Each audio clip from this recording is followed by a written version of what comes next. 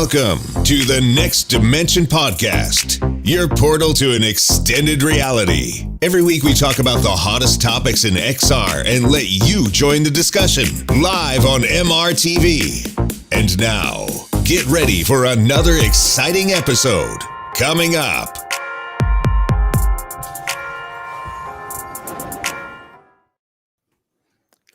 Hi, and welcome back to Season 4, Episode 2 of the Next Dimension Podcast, your podcast that's all about VR and AR. And wow, we haven't been here for a very long time. So we were all very busy, but I'm super happy now to catch up and to do the year-end show with Tetiana from Disco VR.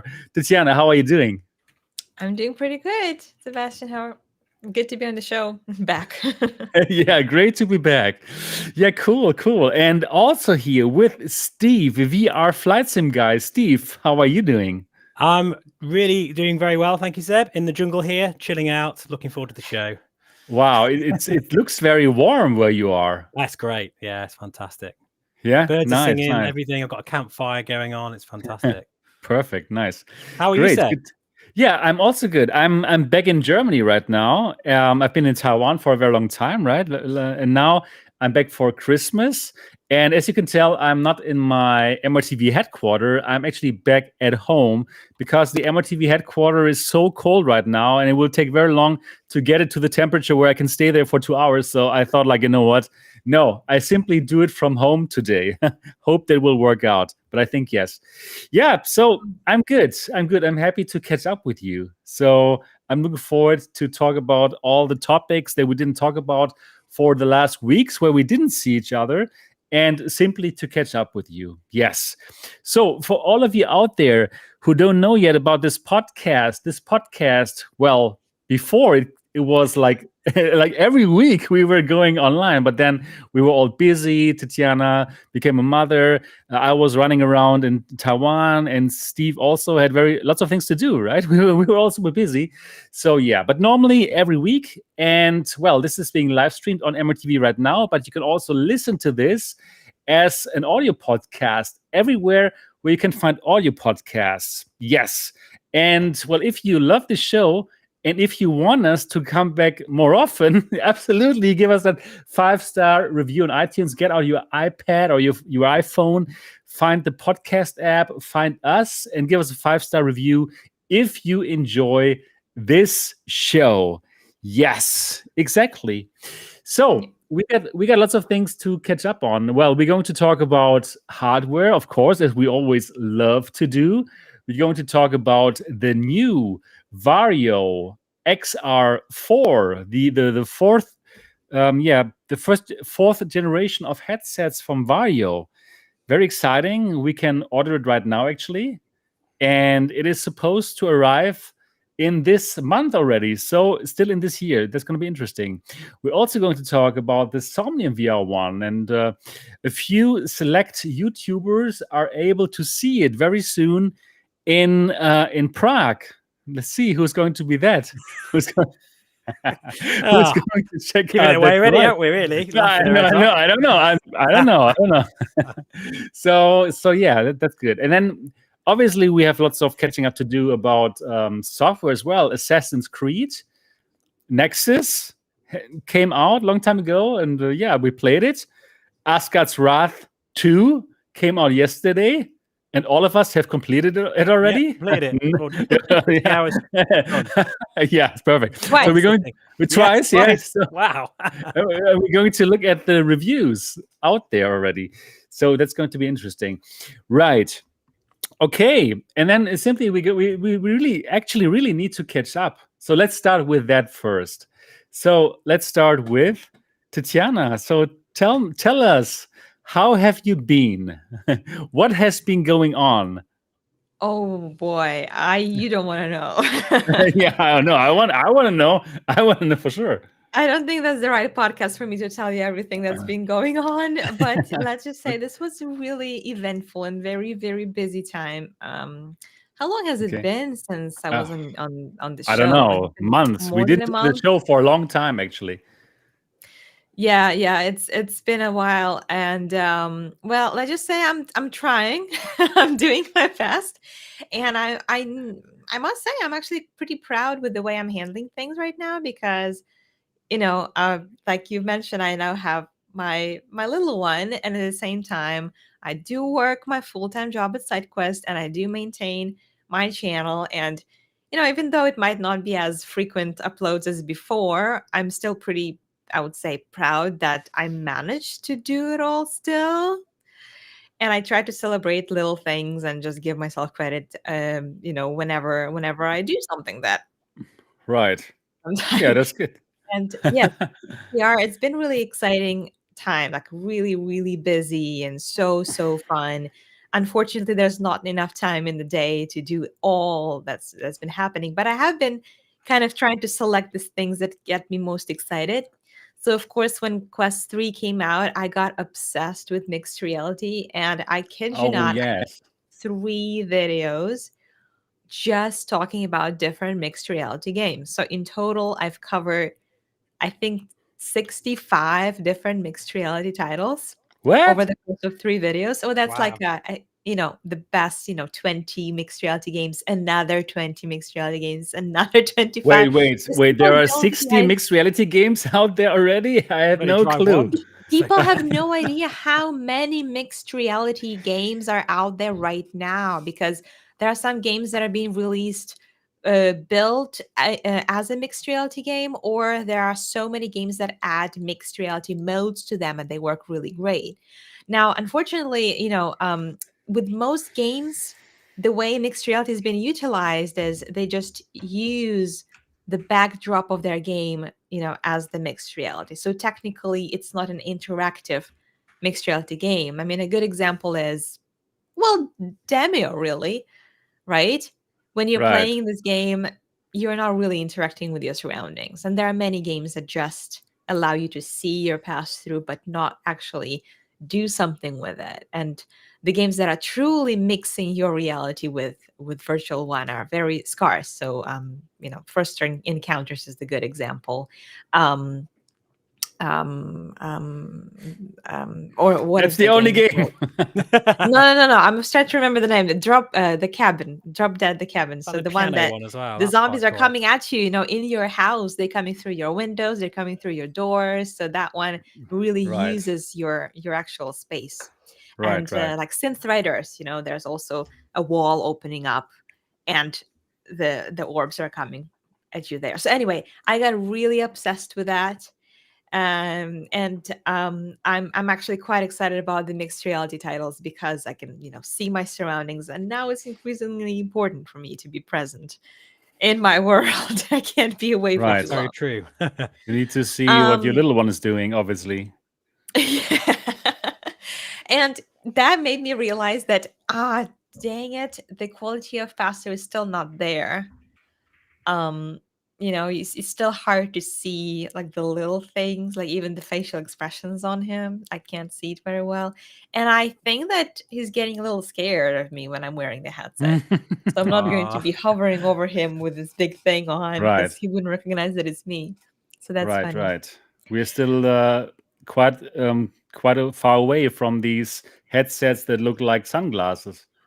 Well, speaking of headsets that look like sunglasses and using them socially, I did do something that was really, really fun and scary to me.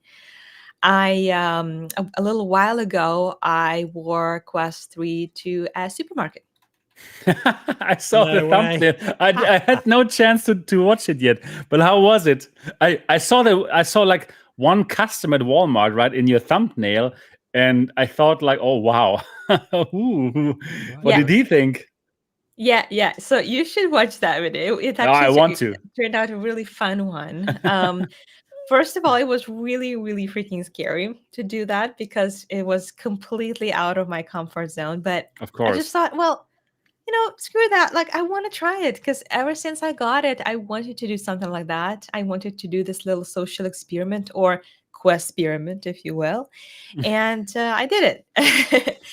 And the longer I used it there, the more kind of natural it felt. Once you're already doing it, it's not as scary as before you've done it. And I've got some reactions, but for the most part, it was very interesting to see how people were actively trying to not stare, because there's still some social norms. So some people were trying to like, oh, this is just another person who's crazy in Walmart, and It's a normal thing, right? and To be crazy at Walmart. but the thing is, I have the cameras there, so I can, if the person is right there in front of me, they are not looking, but then they do when they're like thinking that I'm not seeing them, but the camera captured it all.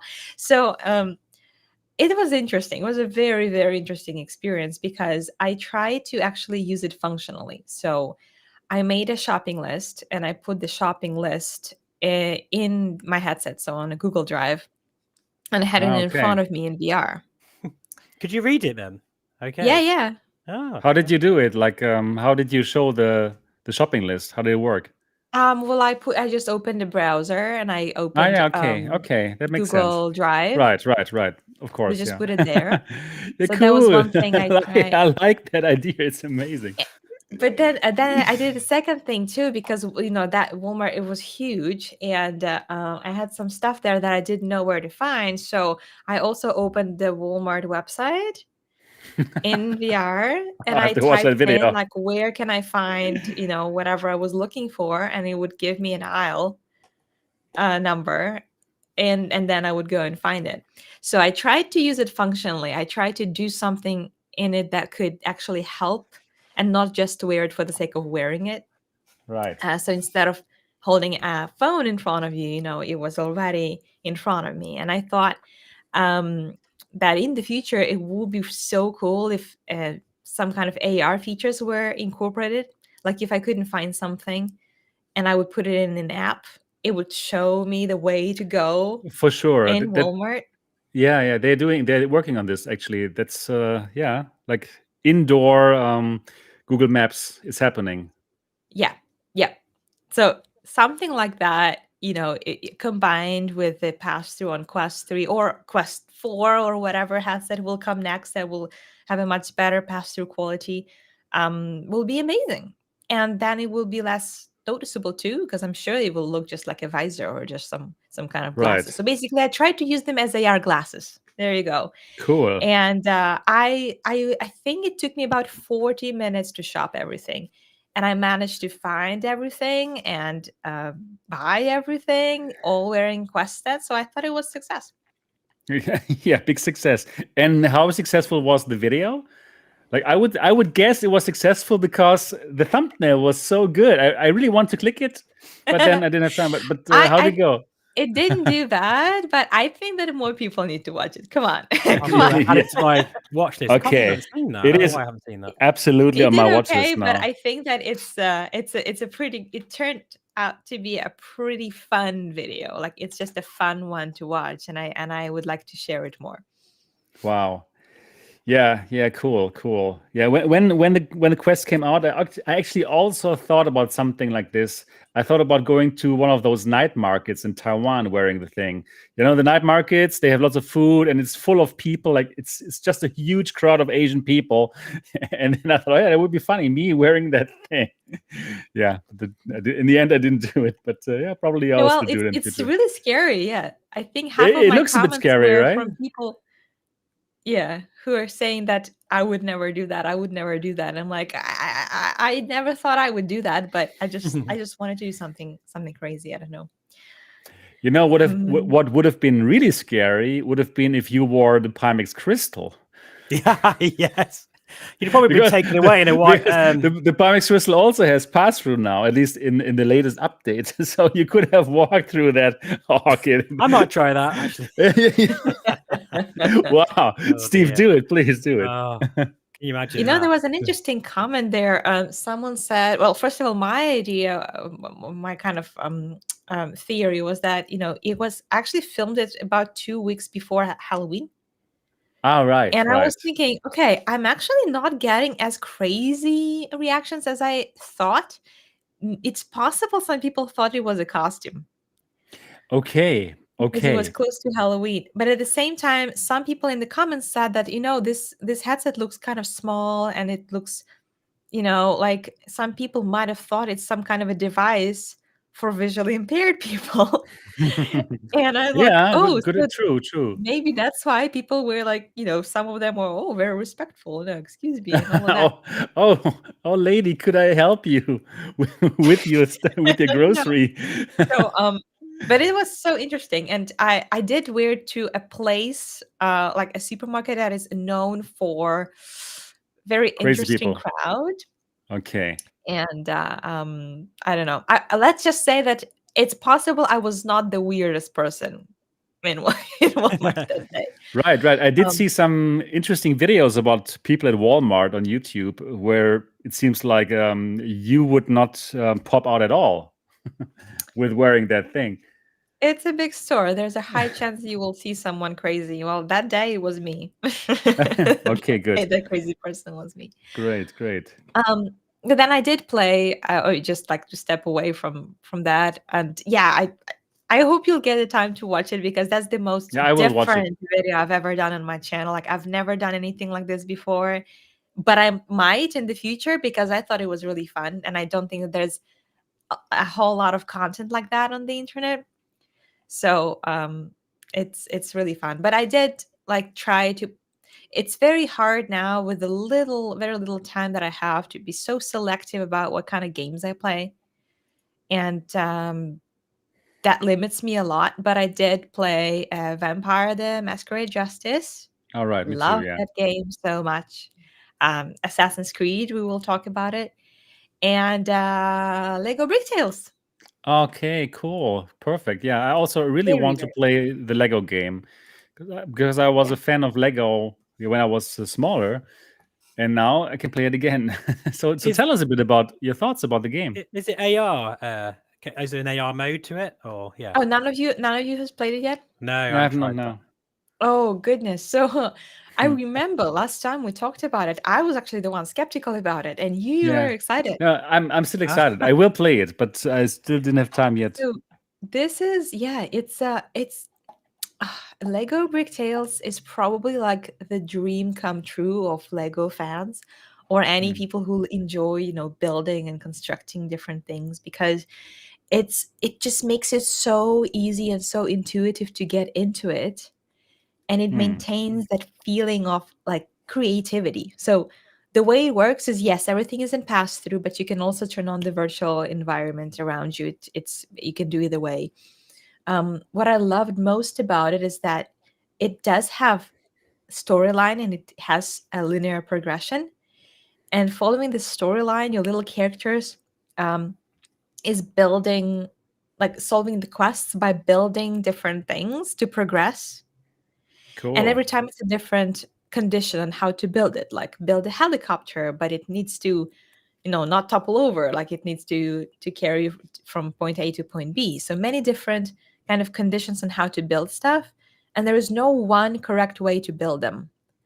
Mhm. That's what my favorite thing Okay, is, cool. because even Yeah, when you just buy like in an real actual Lego. Lego set, yeah, like even with actual Lego sets, there's not much creativity outlet. Right. Yeah, exactly. You can, you follow the instructions, which is also fun. There are some puzzles where you need to follow the instructions and build something exactly, but most of the times you just get you get a set of Lego blocks, Bricks, yeah. and you need to figure out your own way how to complete the puzzle, and everyone's got something different, and as long as it works, it works. Does it simulate stepping on Lego in the middle of the night? Definitely. You can create that. Everybody, I'm sure, has done that before. You can create that with the actual Lego. Yeah, you can sprinkle some Lego. The exclusive, like the expanded version, comes with a bag of actual Legos that you're supposed to. Oh, really? You have to throw them on the floor So and you walk get the over idea it. of mess and yeah. Okay, cool. Yeah, so I it's presume physically the Lego, the way it fits together, is it using hand controllers, or can you use your own hands as part of it? Because I find it quite. Would it be quite clunky with controllers? So I have no idea how it just would use work. controllers. I don't think it has hand tracking, but Okay, that's a shame. it's okay. It's just the feeling that you get with building it is pretty like similar because you're already familiar with all the little pieces, but you don't have to like you're not afraid that you're going to lose them or anything. And every world that you're appearing in is built with Lego blocks, so it's not just 3D rendering of the world. It's like every tree, right, every bridge, you can like look at it closely and you'll see that it's all built with little real Lego pieces. So technically, you could recreate anything you see in the game in real life if you had the right pieces. Can you imagine some of the people that are going to be out there in the community making probably massive worlds with Lego? It would look amazing. Yeah. Well, there is a store, you know, in a city close to me that has like a some kind of a Lego or a construction, like a little store where you can get different blocks and just create something of your own, not a box, but just pick it piece by piece. And there was a really cool dragon in the game. And I'm like, dang it, I want to build this dragon. So you could zoom in and see every detail, buy the exact pieces, and build something that you saw in the game. How cool would that be? Got this horrible feeling that one day, with this being like almost a new genre of VR, that would, you know, I can imagine them having like purchases within the game, so you get extra Lego packs that will cost like £60 or something ridiculous. You know, like in some types of like racing sims and mobile games. I hope it doesn't go that way. Where you know, well, that's downloadable content. It's a completely new idea here, Steve. Maybe I shouldn't have said anything. Maybe someone's listening in. Let's call it DLC and let's make this a huge business. Yes. It's not. Is it NFCs they call it or something? Like in-app purchases or whatever it's called. I don't know what it's called, what the acronym is, but yeah, that whatever that is. Anyway, but in Lego DLC. Oh, well, I actually hope that they will get something like that, because right now they only have like a linear progression on the quest, and it has so many different things you can build within each quest, and you can always go back to it and change it, like beautify it, like make it nice and pretty instead of just functional. But it doesn't have just a sandbox mode where you just get a bunch of bricks and you build something unrelated to the quest, or it doesn't have like so there are no things that you can build that are not related to the storyline. But that would be nice if they did have something like that. So maybe they will add it, and then I can see the potential of the expansion. NFT, that's it. Thank you. I know it was N something. Yeah. NFT. Well, that is that has to do with blockchain. Non-fungible token. Yeah, there you are, you see. I know I was on the right path somewhere in the head. Right. I can hear you better. I haven't even seen a trailer of this or anything, so I can't imagine what it's like. Is it a standalone? I presume, obviously standalone, because it would be able to run on the Quest quite well, wouldn't it? So how much is it?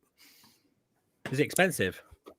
How much is it? Oh, let me check. I thought it was like around $25. I'll need to double check. Quest 3 Lego.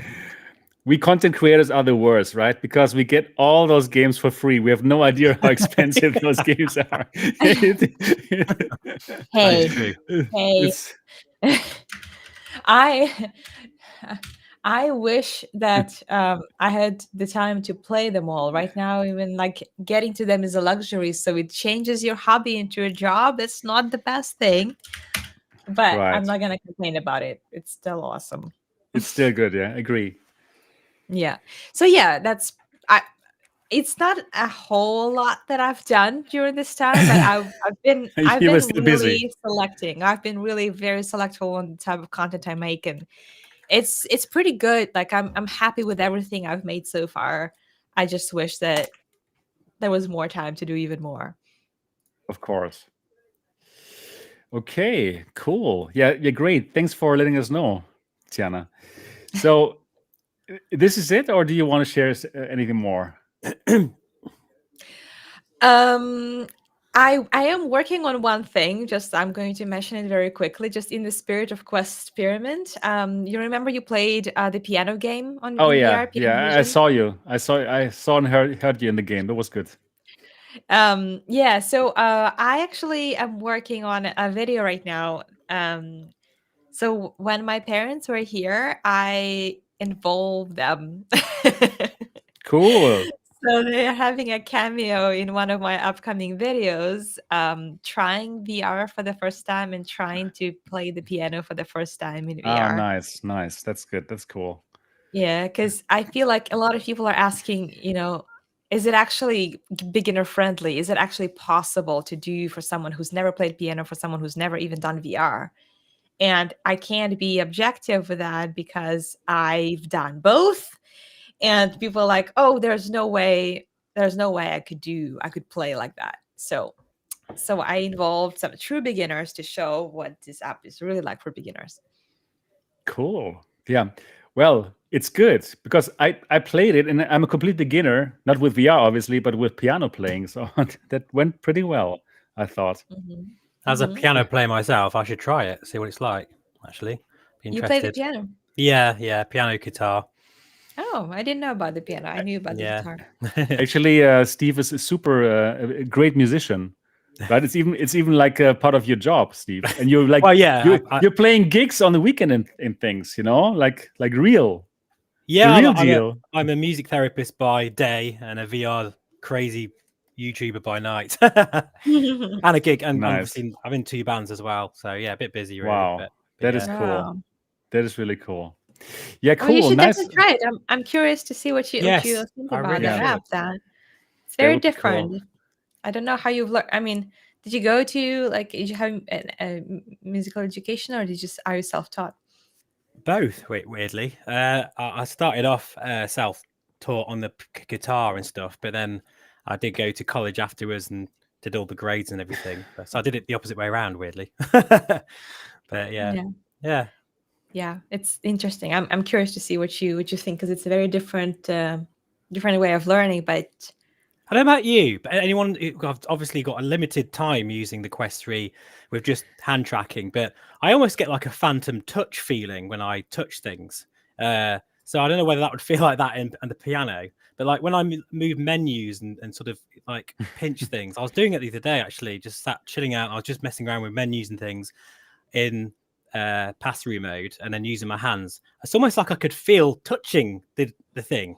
I don't know if you've ever had that experience before, like a phantom touch sensation. Was it just me? Probably. It was just you. I wouldn't be surprised though if that happened. It almost tricks your brain to think that you actually are feeling, or you should be feeling. Because it's so real. It looks so real there, amazing. Like floating in front of you, right? It's pretty good. Yeah, agreed. Yeah. Cool. So I've got like some sort of haptics in my own hands or something. Steve, tell us a bit more about how your weeks and month have been like. Actually, what did you do when you were not on the podcast? I'll be very quick because obviously we want to have a shorter show today, and we've got a few things to talk about. But yeah, generally speaking, I've been using the Quest 3 quite a lot. Obviously, it's a very exciting headset, and as I've been using it, my opinions have been changing slightly over it. And even for not just for standalone, which it's absolutely fantastic for, love it for that, as we'll talk about later with Assassin's Creed and Asgard's Wrath. But for a PC VR headset, it's performing much better, I feel, than the Quest 2, particularly because of the XR2 Gen 2 chipset, which gives it that little bit better processing for streaming. And then with the advent of virtual desktop, now it's got VDXR, which is an open XR integration into that platform. Using things like MSFS it's changed the game quite a lot. A lot of my subscribers are moving on now from the Reverb G2 to the Quest 3, even though it's not a native PC VR headset. It seems that even with a 30 series graphics card, things are pretty damn good with it, which is really good. I mean, people are even using godlike mode, super sampling it with a bit of favorited rendering in there, fixed, obviously, because it hasn't got eye tracking.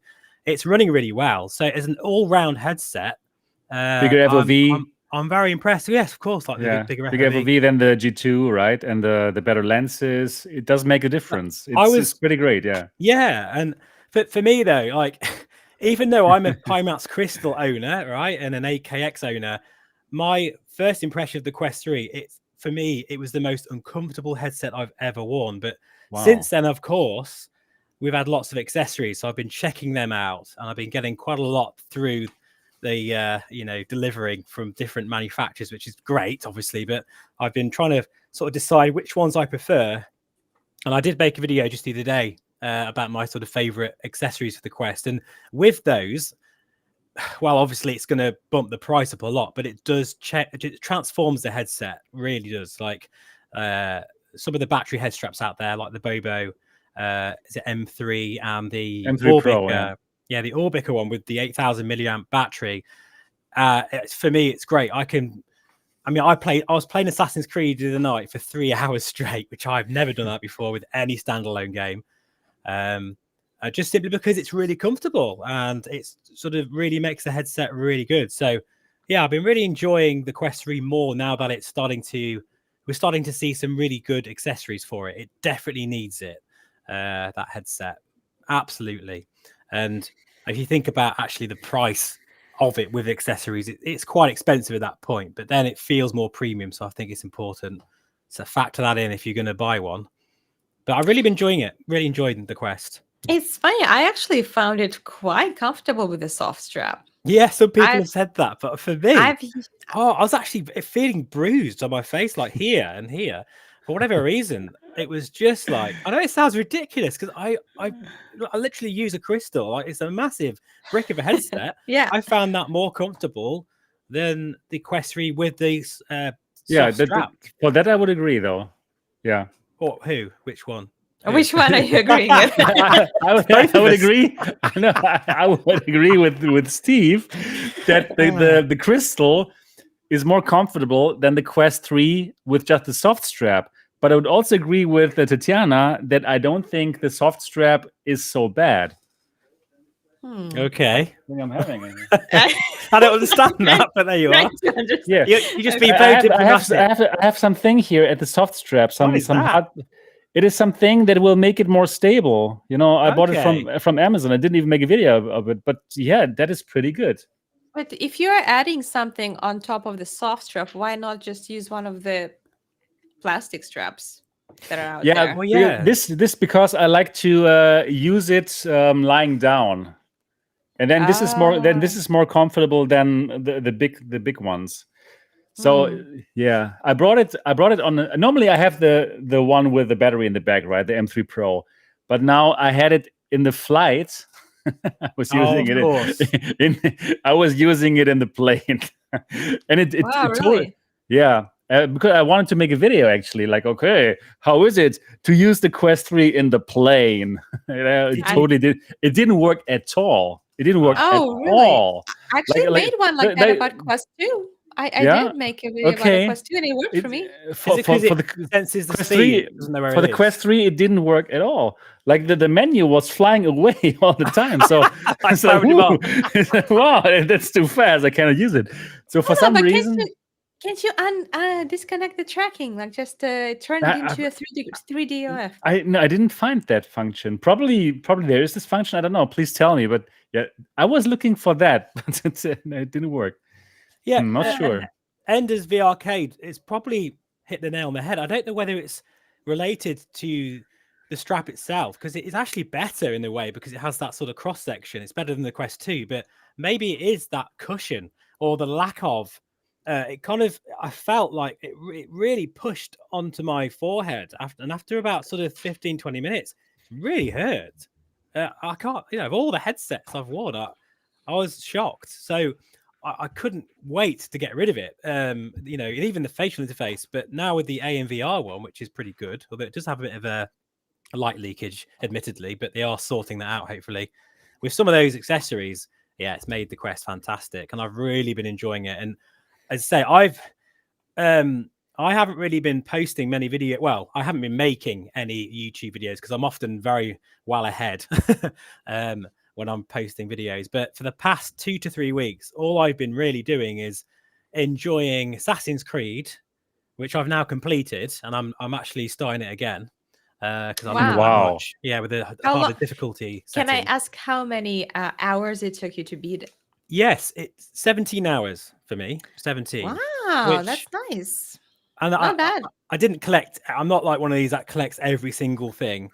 I sort of played it and sort of explored as I felt like doing it. I didn't really want to just. I think if you went to collect all of those, well, do those sort of activities, when you're throwing the arrow at a few targets, or whether you're what they're called. I can't think. There's a certain name for them, isn't they? Where you jump and do those little obstacle courses, which I did actually.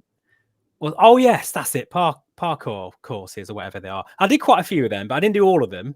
But just over 17 hours, which I think is pretty decent for a high quality game. Which, God, it's just I'm so impressed with it. We'll talk about it more obviously in a bit. But, right. And then of course I've also been been playing 2D games actually. Recently. This past week, I've been playing Avatar. That's why I'm in the jungle. That's actually a screenshot from the game. Wow. And I personally feel, well, with Assassin's Creed Nexus and then Avatar, Ubisoft have really been knocking it out the park with those two games. Both are sensational. They've done a fantastic job with both. And I've really been enjoying Avatar. I mean, I'm a massive fan of the films anyway. I mean, the first Avatar fantastic, is probably my favorite film of all time anyway.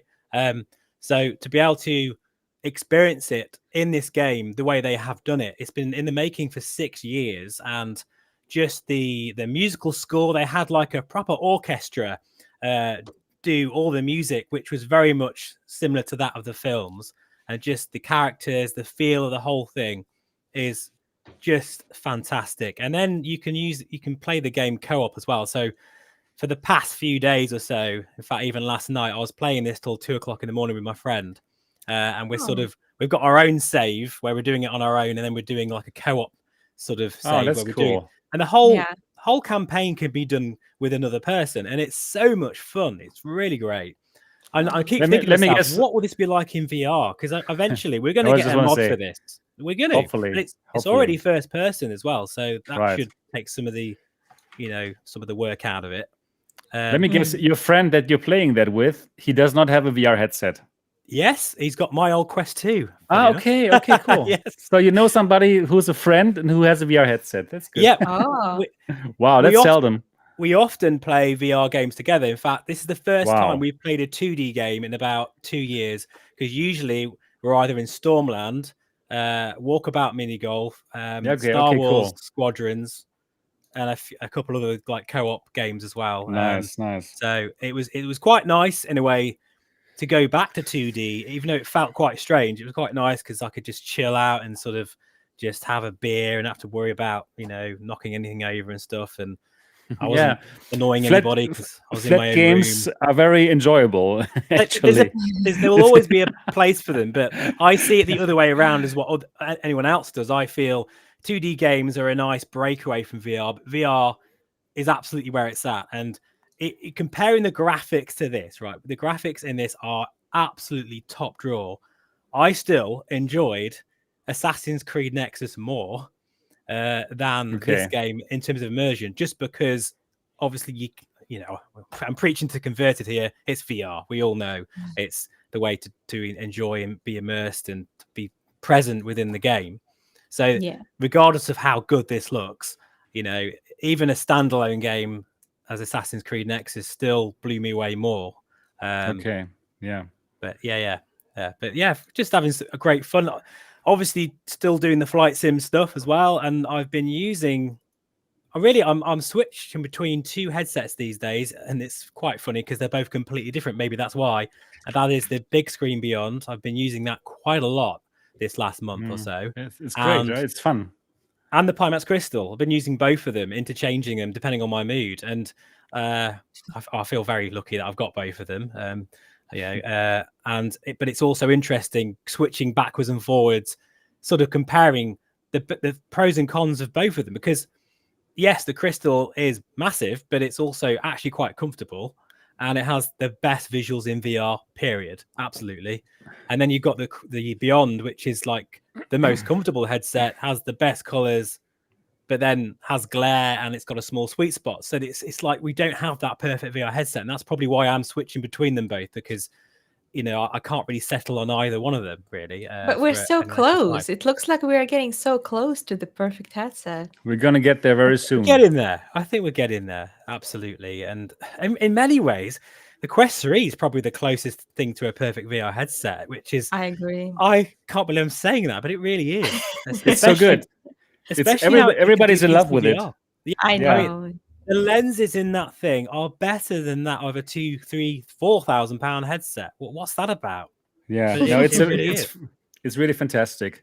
Yeah. If I could choose really one headset that I would want to use right now, it truly is the Quest 3. As much as I love the Crystal and the Big Screen Beyond, really, they are both fantastic as well. But this can do it all. So yeah, it is the headset that I would recommend. Yeah. I would not have thought that I would say that like 1 or 2 years ago, but it's just a fact. It's an amazing headset, and everyone should have it. Mm-hmm. But yeah, that's it for me, really. I could go on and that, but that's sort of mainly it. So Seb, what have you been up to the past 6 years? That's how long it feels like we've been. Yeah, wow. I was going crazy with the Quest 3. I was pumping out like a video after video. I think for the last more than 1 month, I was pumping out a video in German and English every single day. Where I play the Quest 3. I try some games out, right? Because I'm now also doing like gaming, like MRTV plays. I was playing also these mixed reality games. I have a very nice place in Taiwan where I can try that out in the table tennis room. So I tried out 11 table tennis in mixed reality. I tried out Trackcraft in mixed reality. Like trying all these exciting things out. So I'm really fascinated by the Quest 3 and by that mixed reality mode. This is really some added value where we are just scratching the surface of what's possible and where it shows us where this whole mixed reality is going to go. It's only the beginning. And the Quest 3 truly is the first headset that invites us to play real mixed reality games. So I am excited about it. And this is something that we can get in a package that costs like $500. Amazing, truly amazing. So I'm excited about the headset. I'm trying out accessories for the Quest 3. I made these typical Quest videos like, top 10 best 3 Quest games. I made a tutorial how to play PC VR on Quest. With a Steam Link, right? It's super simple, but it's really good that now, isn't it? Yeah, I've tried it's amazing. That. It's so cool. It is so simple, and I do believe that many people are going to use Steam Link to play Steam VR games, right? So were you so surprised when we first set it up and it was like, oh, I'm in VR already? That was it. Yeah, it was so simple. Crazy. It's like wow, it's so good. It's so well done. And because it's so simple and because you do not need to install something else on top of Steam on your computer, I truly believe that this is going to be the app of choice for many. So wow, super strong competition for Guy Godin of Virtual Desktop. Obviously, still Virtual Desktop has more functions and is amazing. It's still better, especially for high-end VR. Right, of course. But I'm just thinking about the typical standard person who picked up the Quest 3 in a Walmart. Yes, you can buy it at Walmart, right? I believe. We don't have Walmart. Just to get it off of my head. Yeah. I was thinking about Walmart now all the time. About you, I think about you. Quest 3. What's the Quest 3? Wow. But those not super VR enthusiasts, they are simply going to pick up the Steam Link. Right, because it truly is so simple, so well done, and you don't need to install something extra. Even compared to AirLink, which is from Meta, this is way simpler, right? For AirLink, wow, you have to install the old Oculus, still called Oculus, desktop app, right? And it's not easy to find, and the whole thing is complicated.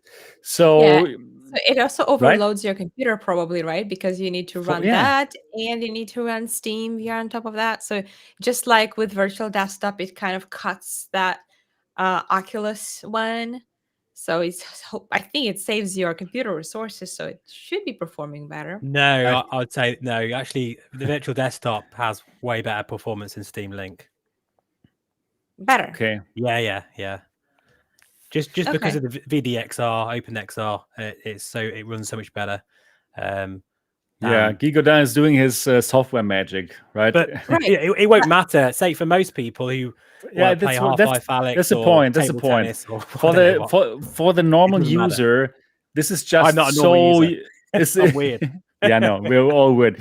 But for the normal user, it's great. Though. It's the Airlink that is trying to overload your computer, not the virtual desktop. Right. Okay. That makes sense. So probably not many people are going to use Airlink from now.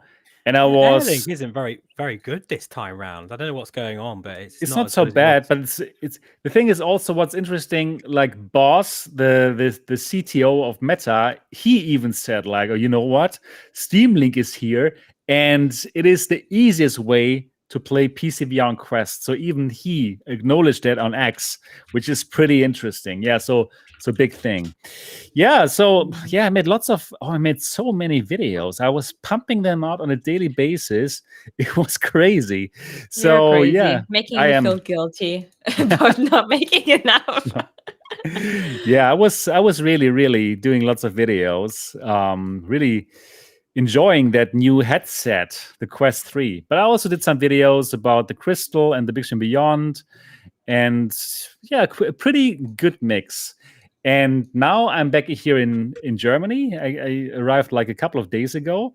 And I really felt that, wow, I need to relax a bit. So I was just like here with my family, enjoying the Christmas market here in Germany, and simply relaxing and doing nothing. I could really feel that making daily videos, wow, it was exhausting, honestly speaking. Yeah. And I even don't have a child like Tetiana. I can just imagine how exhausting it must be to have a child and to have like a YouTube channel. So I never made daily videos even before I had a child. Okay. So that is not healthy. I could really tell, like, wow, now, like I was in that groove and doing it, but now when I arrived here back in Germany, well, I could really like feel how exhausting that actually was. So I'm happy to just relax a bit and don't do any videos right now. So now with this podcast, I'm going into the flow again. Now we're starting to create content, and tomorrow I'm going to do the German podcast, and tonight I will start to play Asgard's Wrath 2, because we were making fun, because none of us has played Asgard's Wrath 2. We've all got it. Which is so funny. We've all thought it. I like that. Which is so funny. We're probably the only VR podcast where no one has played the biggest game for standalone ever, which is so funny. But we will obviously talk about the reviews and definitely discuss it. Yeah. So well, Asgard's Wrath is a commitment, though. You have to understand that exactly. Over 100 hours of gameplay is very intimidating. Yeah. For people who live, I am intimidated by 30 that. minutes at a time. So if it's an amazing kind of use case for gamers to get it, but not everyone can commit that much right away. So it's coming, though. It's coming. We are all going to I really want. I really want to experience it, and I will start to play tonight. And actually, there was one game that I recently played which really excited me, I must say, and I did not expect that at all, because I really don't like horror games or any game that is dark and frightens me. But I played Resident Evil 4 on PSVR 2, right, the remake, and I was absolutely stunned how much fun it was. The graphics, it looks so beautiful. It looks so good. Like, I was not used to this kind of graphics because I was playing Quest 3 all the time. And obviously it's nice, Quest 3, but it's still like on a mobile processor, right? But then to see the remake of Resident Evil 4, and it's so beautiful, coming from the PlayStation 5, wow, it was so good. And I can just tell everyone who has the PSVR 2, check out Resident Evil 4. The graphics, the VR gameplay, it is beautiful. And I can't wait to go back, even though I hate horror. I really And you are hate not horror. scared? You weren't scared to play it? I was not so scared because I was live streaming it, so I knew I was not alone. Oh. No, really. Maybe really. that's how I should play horror games. Yeah. I was not alone, and so on PSVR 2 you can turn on the function where it would read the comments of the people, right? So I was not alone; they were speaking to me, so I was not feeling so bad about it. And the good thing is, Resident Evil 4 is not so terrible. It is not this kind of horror where you can feel there's some evil spirits like haunting you. It's on the mild side of horror, so that's why I can accept it. And I played it as a teenager on the GameCube, so yeah, I'm okay with it. But so Resident Evil 4, wow, on the PSVR 2, absolutely amazing, super exciting, and I actually brought the PS5 back from Taiwan to Germany in my carry-on baggage, just so I can play that game. So yeah, it means something. I played it on the Quest 2 when it came out. Do you remember the standalone? Yeah, right. It was also good, right? It was also really enjoyed good. it. Yeah, I really enjoyed that. And again, I'm not really into those kind of games, generally speaking, but yeah, this is the storytelling. You could tell it was just a classic game, isn't it? It's one that got away from me. I never did play it when I was a kid for some reason, probably the only person. Yeah. So when I kind of experienced that all over again, but in VR. And so I could imagine... You were also the only person who didn't watch Matrix, but I'm happy that you I have that. that you're getting back to these things. I forgot about that. Amazing. You're right. Film. Yeah, it is really good. This is my favorite movie, actually, Matrix 1. Yeah. Okay. So yeah, that's what I was doing. So I was doing lots of videos, and I'm still like now enjoying it a bit here the Christmas time, but I'm slowly getting back into creating some content. So I'm going to play Asgard's Wrath 2 tonight. I'm going to stream it. I'm going to do the same thing. Okay, perfect. Can you play it co-op or not? Probably not. Something that big. I don't think so. No, that would be cool though. In some ways, that's gutting to hear that, but I totally understand why at the same time, because it just looks like a phenomenally. It seems to be unbelievably epic. Yeah. So that's fine. Well, they do. I mean, if we want to start talking with that, we can, since you're already kind of touched. Yeah. Okay. Yeah. Let's do it. Let's change. Let's do it like this. No, so anyway, really, I haven't played it yet, but yeah, me neither. But we can still dive in and discuss it, because obviously there are people who have completed it already, like the people at IGN. Right. And they friggin' loved it. It's like the first time ever, I believe, that a VR game. Oh no, next to Half-Life Alyx. Half-Life Alyx has also received a 10 out of 10. Right. So we've been dreaming of a game like Half-Life Alyx, of that level of realism and details. And the fact that this day has come and it's the game on a standalone Quest is like a historical moment. It's even more impressive, isn't it, that it's on both, on the Quest 2 as well as the Quest 3, which is like even more like, how have they done that? I have no idea, but I don't remember how big is this game. Will it even fit on the original Quest 2 with 64? 31 gigabytes. It's 32. Okay. Yeah. 32. Nearly. Yeah. I had to get rid of Saints and Sinners on my Quest because I wanted the 512 gigabyte version, but I had obviously loads of issues with dead pixels, so I ended up with the lower version. And now I'm like, damn it! Already, I'm starting to have to get rid of games because you see, now I'm happy on there for a while. Right now, I'm happy that I have the 512 gigabyte version. Yeah. I mean, that's a proper. That's as big as a 2D game. Like a big meaty game. For the 2D guys out there, like. Although, to be fair, Avatar's 95 gigs. So there we are. Okay. Wow. Yeah. So IGN gave it a 10 out of 10 and says it's a masterpiece. Asgard's Wrath 2 is an open world action RPG that sets a new gold standard for VR and competes with the best anywhere, not even VR, anywhere. It competes against. Let me simply read out the verdict from IGN, and then we're going to talk about it. Asgard's Wrath 2 is the full-fledged VR open world RPG I've always wanted to play. And for that matter, it's one of the best RPGs in any perspective I've played in years. With 4 unique characters and stories, fantastic and satisfying combat, intricate and rewarding RPG systems, a great story, and an entire roguelike dungeon crawling mode thrown in just to show off, this masterpiece completely nails almost everything it tries, much of which has never been pulled off in VR. The MetaQuest 3's killer app has arrived, and even after more than 90 hours throwing squids at gloriously shredded lizards and whipping across gaps, I'm still eager to jump back 90 in. hours. Wow. How did I read that out as a non-native speaker? Did that it's pretty really well. It's pretty amazing, well done, right? Seriously. Well done. I'm impressed how much time they dedicated to just playing through that game. I mean, yeah, it's great that they do that. It's great that they do that now. That they really appreciate that there is VR games out there. I can remember a time when IGN didn't do that, but now they do it, and they do, appreciate it. It's nice how they recognize that the VR games were lacking in that sort of quality, so they didn't just say that was, how do I say that? So they managed to compare it to everything that was in the past and say that finally this is worth your attention. If you've never tried VR, this is the time for you to get in. Now this is the level that you can expect to compete with flat screen gaming and win, because nothing can ever get as immersive as VR. And now you also get the gameplay quality to match. I think that's a very, very big deal for the entire VR. It's incredible. It's truly incredible. It's been one hell of a month already, hasn't it? Because we've had 2 AAA games for VR. I mean, like Assassin's Creed and this as well. Like, wow, that's just what a way to finish the year. You don't even have time to play it all. I haven't even finished Assassin's Creed. I did play like hours, but I haven't finished it. And now there's Resident Evil 4, which is so good as well. Really, it really is great.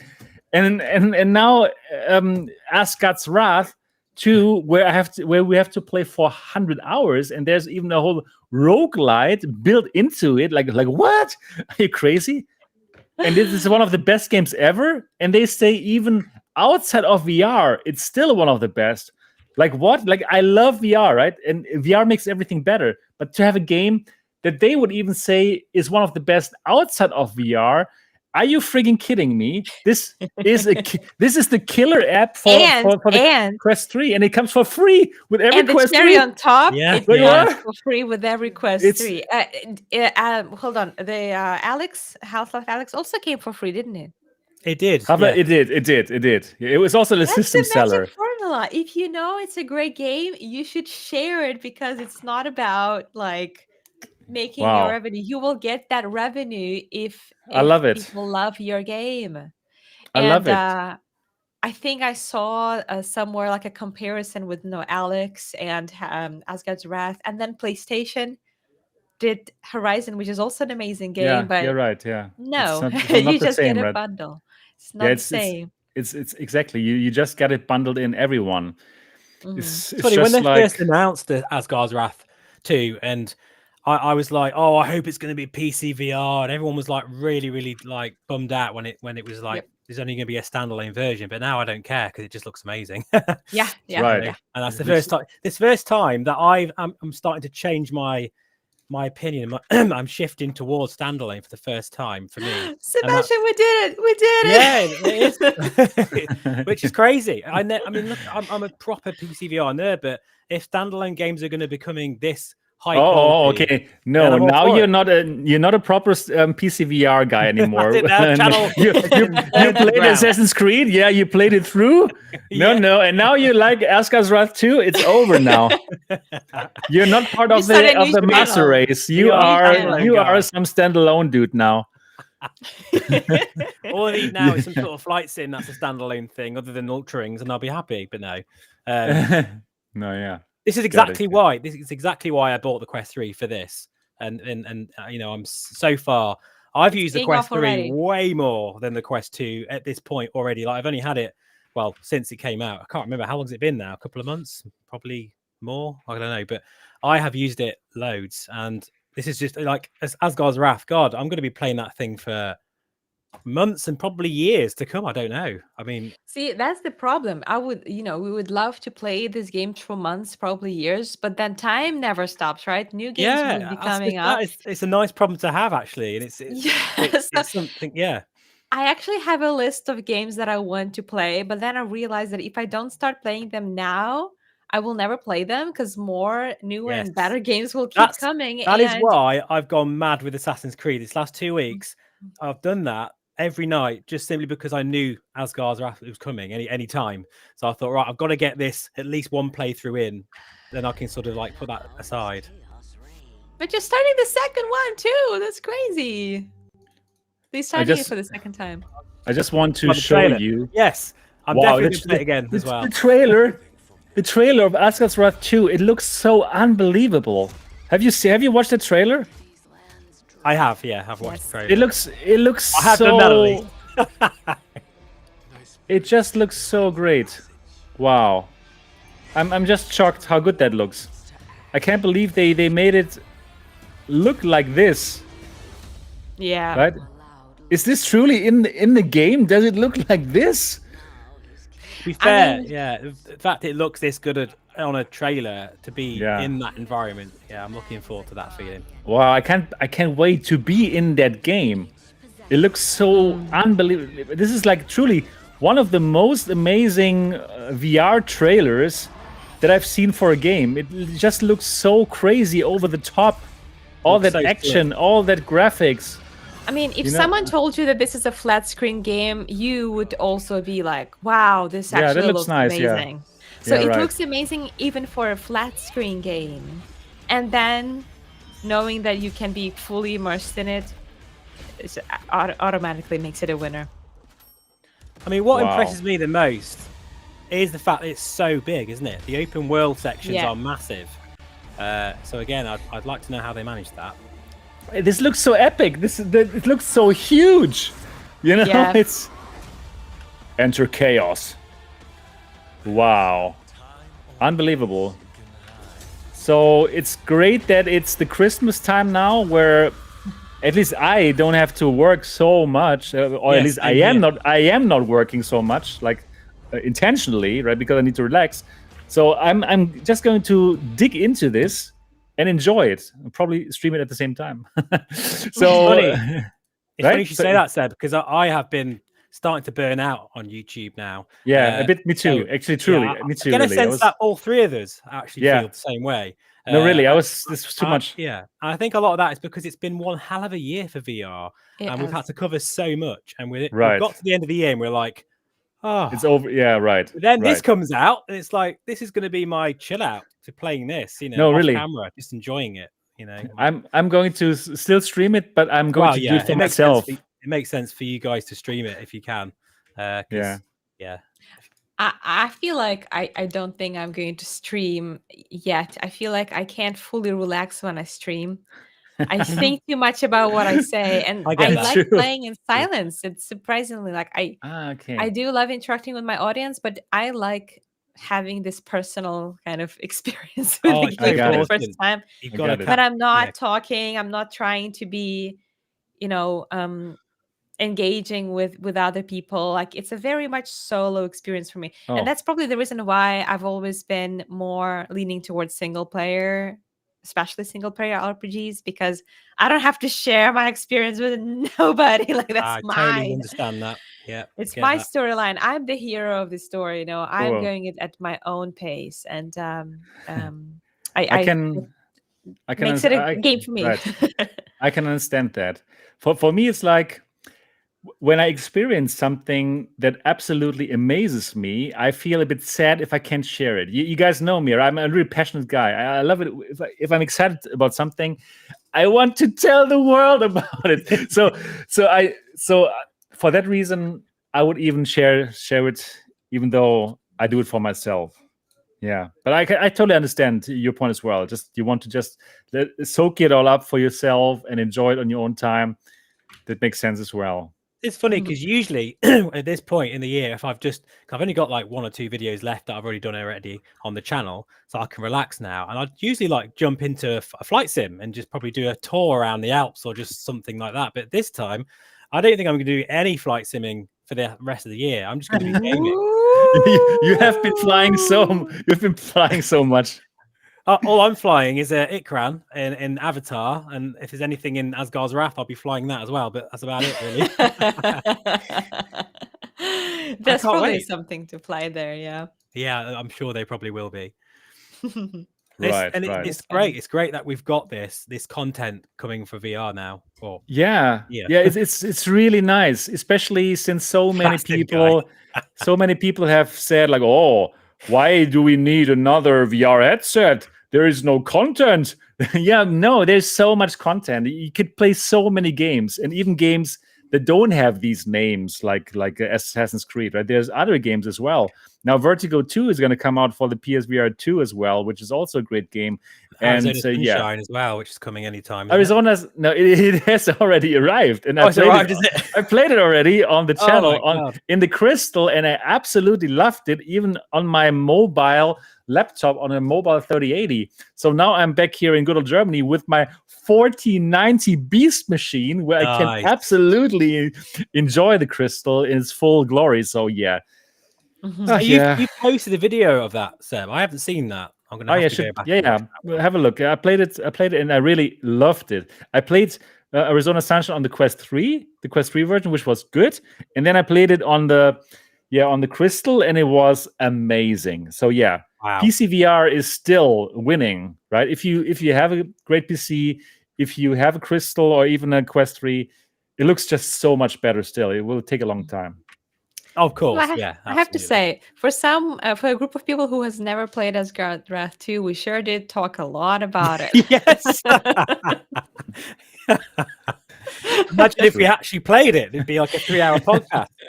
Yeah, but I mean, that's exactly why we haven't played it. We just didn't want to take too much time in the podcast. It was all absolutely. We would be playing it now if we wanted. We would just be raving about Asgard's Wrath probably. If it's really as good as Half-Life Alyx and even longer, it seems it's even way longer than Half-Life Alyx, right? With its it seems like 100 hours. Way longer, yeah. Oh my goodness, we can just play this until Christmas. I've kept saying for ages now, what I want is a full fat VR game on the Quest where I can just be lost in it and it will just last for absolutely hours and hours, full open world. And I think, Seb, you've always said it's not possible because of the chip, and I understand that, but that's what I want. Did I say that right? Yeah. I've been saying it for years. But yet now, I think Assassin's Creed should be in that as well, because that's still an incredible full experience and big open world. But then we've got Asgard's Wrath now, which is like made that look a bit silly, which is within a week or so, which is crazy. So, and apparently, according to some of my YouTube viewing people on my Discord, they have said that Asgard's Wrath runs really well compared to Assassin's Creed, because I do appreciate there is some issues with stuttering with that game, which is a great shame. It is a great shame. Agreed. Yeah, but talking about the Quest 3 and how things run, Tetiana, you told me in the run-up to the show that some people complained about Asgard's Wrath 2, that it's not optimized for the Quest 3, right? Yeah, it's really funny. It's super silly, really, because with Quest 3, there are many games that actually release updates that optimize their games for Quest 3 specifically.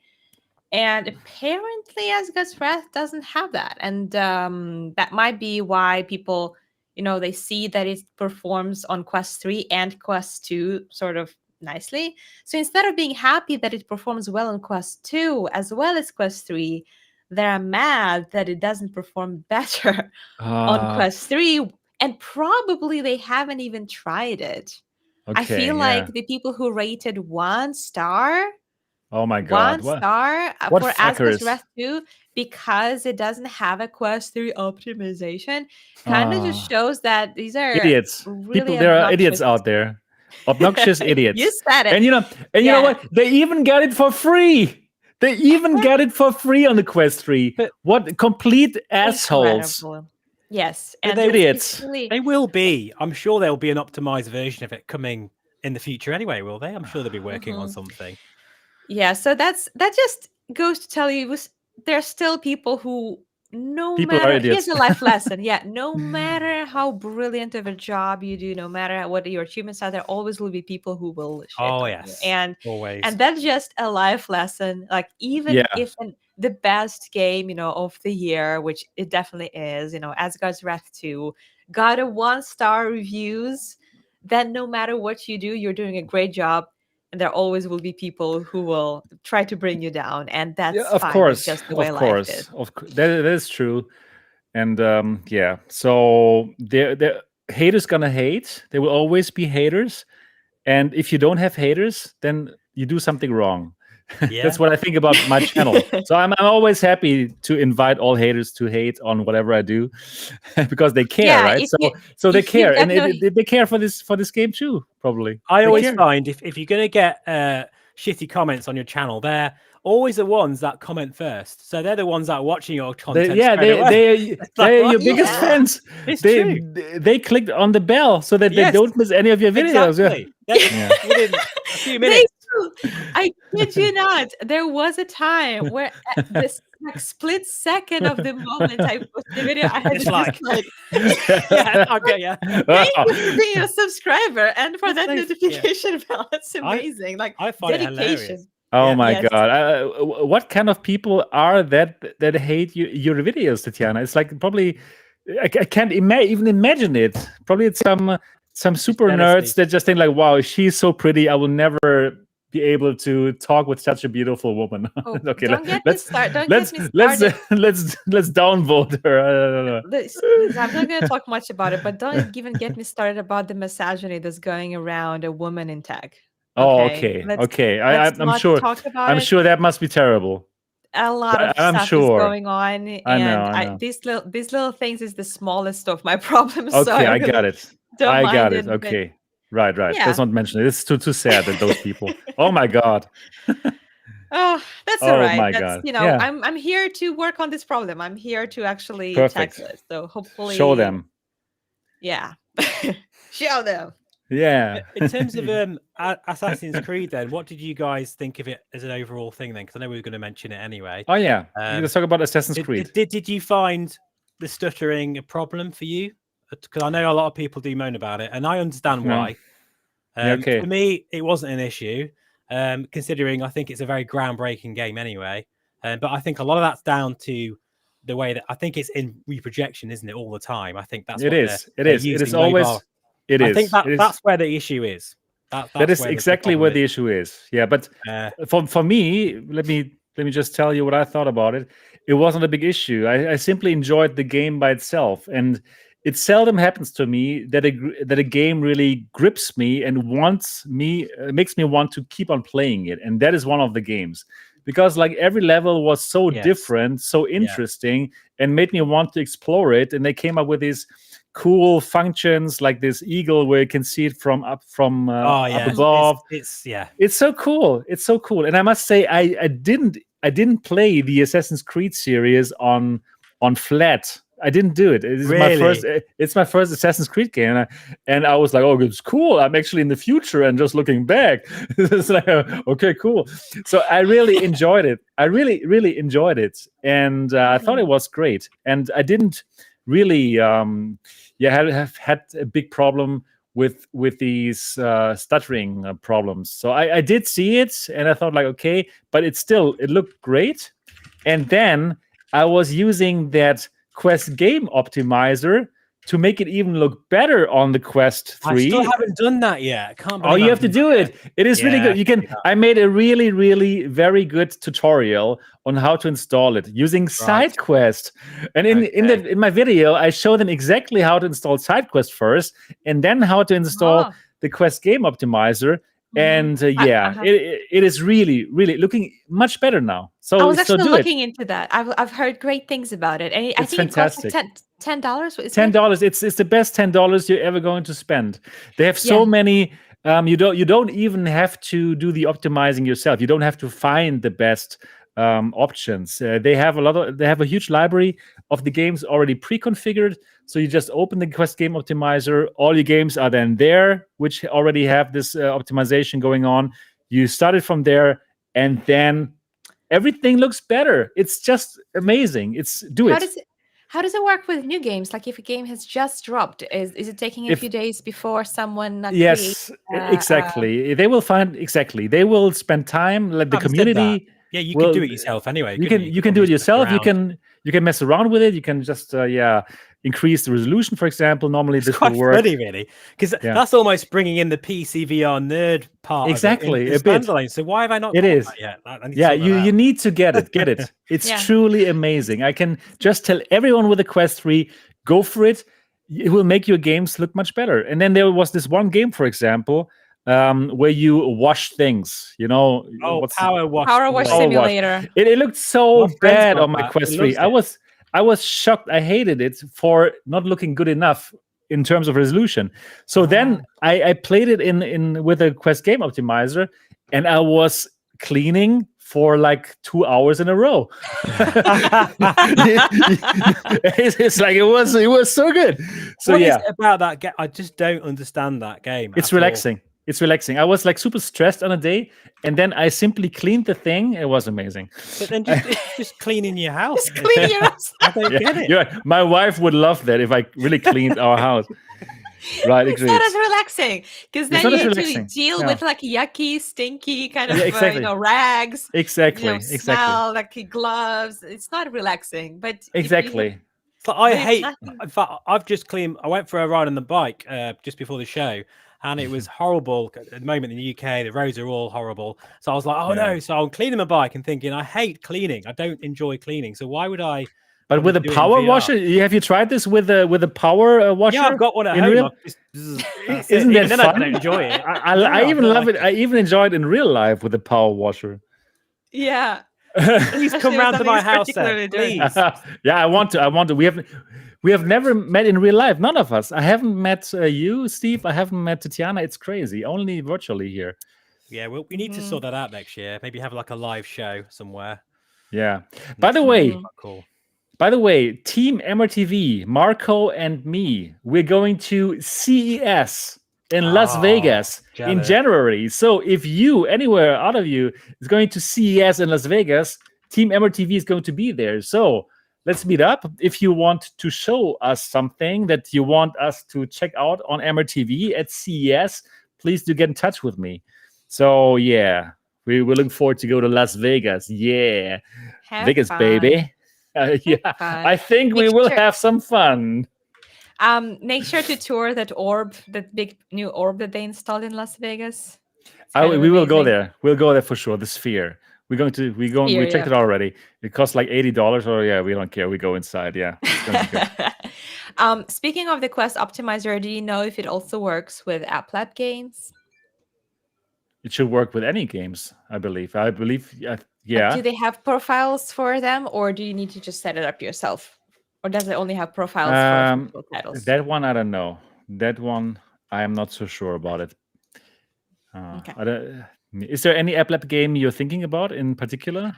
No, I think just in general, because there are some really good, like even TrackCraft. I think that's an App Lab game. It is true. It is. You're right. I have not checked out if it's actually already there. But yeah, it's so easy also to increase just the resolution with this. It's great. It's easy. It's no problem at all. So really, everyone with a Quest 3 should get Quest Game Optimizer. And I'm not in any way sponsored by them, nothing. It's just I'm truly excited about it. So I think that's the only thing I noticed about Assassin's Creed, even though it looked absolutely incredible and there's like NPCs everywhere. Yeah, got that right. NPCs, not NFTs. and not DLCs as well. Or DLCs. Nothing at all. I lost what I was saying now. What was I saying? In terms of the game, it can look a bit jaggy and a little bit sort of blurry out towards a distance, which I just thought was a limitation. But can that be changed? Yes, it looks so much better. Assassin's Creed looks amazing with Quest Game Optimizer. I've got to get that now then. Yeah, they have you can just like get a way higher resolution. So I played it with Quest Game Optimizer and without, and I was just shocked how much better it even looks like. It even looks good already, right? The Assassin's Creed. But with Quest Game Optimizer, they should actually sponsor this channel, I think. So you increased the resolution, you increased all of those, and it still performed well on Quest 3? Yes, it still performed well. So there was not more stuttering. Actually, because you can also increase how much of the GPU is actually being used. Oh yes, that's wow. That's why even it won't stutter more. So well, yes. it's not. It's the Quest 3 can easily run Assassin's Creed. It's the reprojection. There's a bug in it somewhere that's causing those sort of it's a slight dips in frame. But and obviously in VR you're going to notice that. And that's why even for the stuttering, the Quest Game Optimizer can do nothing about it, because it truly is that problem. So to answer also your question, because Sebastian, I think, shared his opinion. When I played it, it was pretty much right after another stealth game, which was the Vampire the Masquerade. I watched your Assassin's Creed video, by the way, and I was laughing my head off because all you were doing was going up to people and like hit them in the face and like stealing their food. I was like, this is a new side I've never seen before.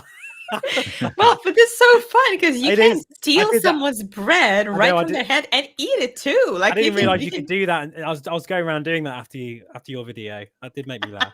I don't know why. Like, they also have very punchable faces. Yes. Something about me and NPCs. Punchable faces. I love that. Yeah. But there's no other way to interact with them. Like, the only way to interact with them is like to steal their food or punch them in the face. Wow. Steal their bread. So, it makes me look bad, but it's the developers who put that option there. Yeah, so right. Is it the developers who put that option there, or me who's just exercising my right freedom to be violent to NFTs? It is your right to be violent to them, just like in Grand Theft Auto, right? It's your right. You should do it. It's the game. You're right, though, because nothing else you can do. But yeah, limitations. So I tried it right after Vampire the Masquerade, and I think that game doesn't get enough credit. I love it's Vampire a great game too. Justice. It's such a nice, like, fun game. It has some strategy to it too, because you have different abilities and you have to kind of figure out how to use them. And it runs so smoothly. Like, it also has a nice vibe and very smooth. I felt like it ran better. It ran better than Assassin's. Yeah, there was less stuttering. I agree.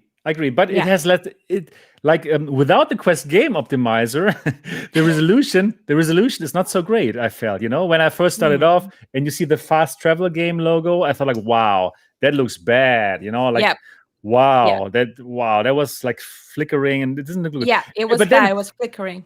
And then you started with the Quest Game Optimizer and it looks better than on the PSVR2 version. It is so good. Oh my God. Quest Game Optimizer guy, you must sponsor this channel. You should cut this part, send it to him, and say, "You can have that for $3,000." Look how many of your things are being sold because of MRTV. But truly, really, you guys must install it today, if possible, and then play Vampire again.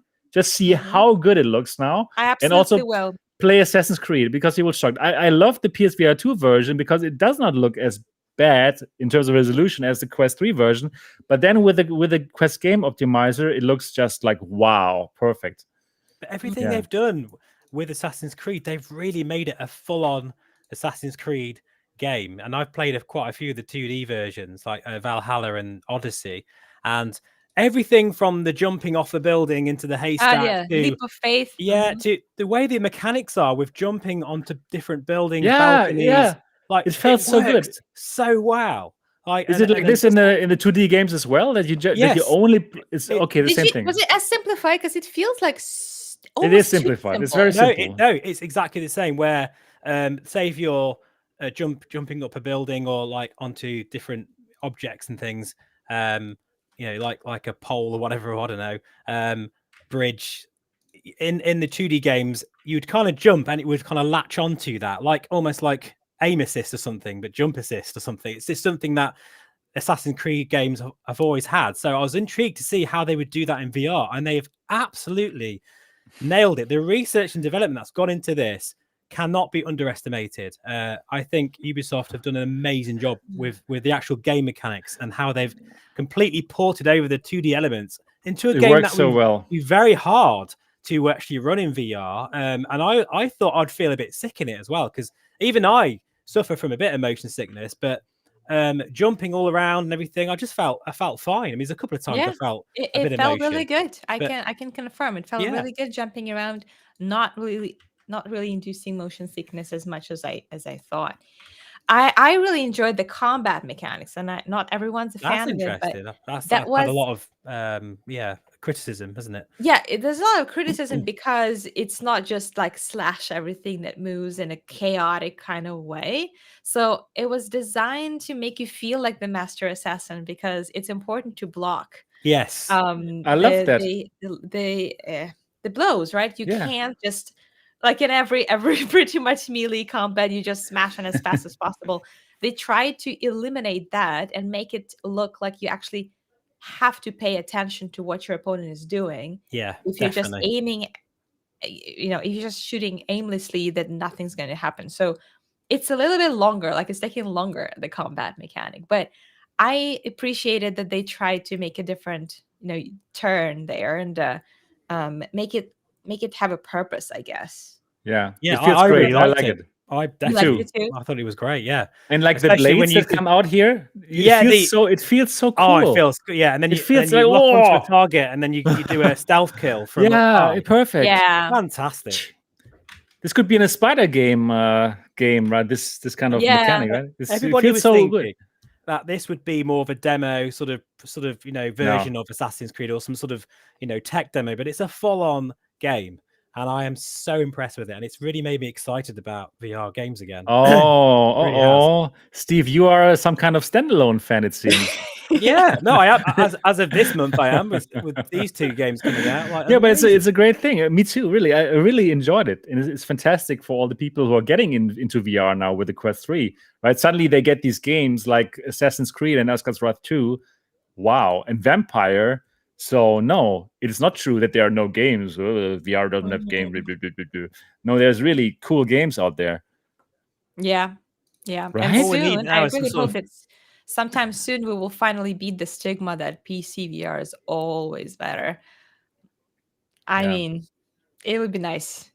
Because there's no new games coming out for PC VR for sure. That's going to be like this. There's two ways of looking at that, because PC VR graphically will always be superior, but I think game mechanics and the amount of research, development, and money being thrown at standalone VR is showing that standalone VR games are better than PC VR, simply because they're more polished, and I do feel that there's a lot more going into them because there's more of a market there.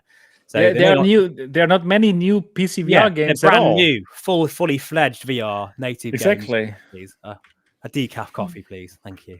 Cheers. I would have one too, please. Oh, Seb wants one as well. Yeah. Okay. Send him over. I can have some caffeinated one. It's still morning my time.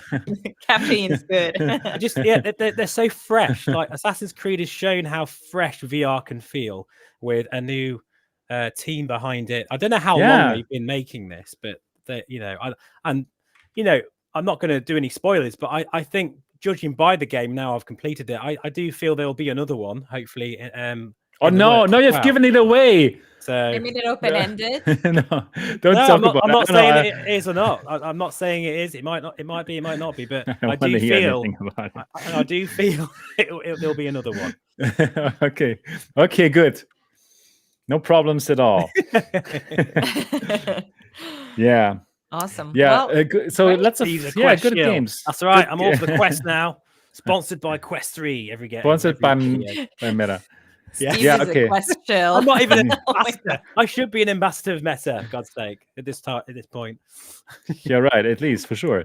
Yeah, okay, cool. So lots of cool games. Assassin's Creed, Asgard's Wrath 2, Resident Evil 4. Really, I must say again, if you have the PSVR 2, please try it. Even if you don't like horror games, like I'm the best example. I really don't like this kind of games, but this looks so good, Resident Evil 4, and it's such a great game. You should play it. So, Steve, I guess you still don't have a PSVR 2? Nope, that's the only platform I have yet to try. Okay. And I'd love to try it one day, but it's good. I was at one point very close to buying a PS5 and the the VR, just the whole thing.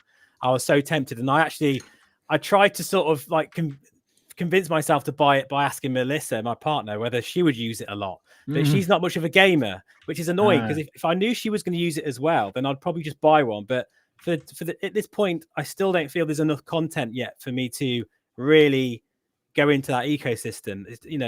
Gran Turismo looks amazing. Yeah. That other game that everyone was playing looks fantastic. But there are some games really like you can play forever.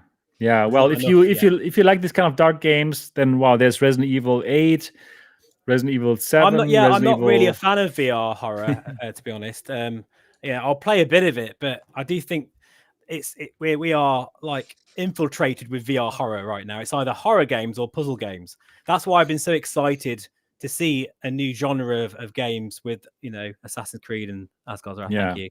Because we have a lot of zombie games. She forgot my coffee. Oh, she had, yes. Sorry, yes. No kidding. Have mine. Thanks. Oh, it got held up in customs, she said. Oh, that's a shame. Right. Yeah, anyways, that's the gaming side.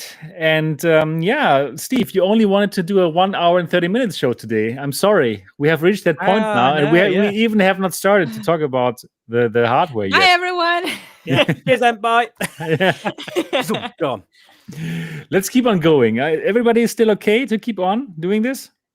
Steve and Tetiana? I'm afraid I might need to go. Okay. There are some things I need to tend to, but it has been lovely catching up with you, and I will leave you to discussing hardware. I will be listening from the other side though.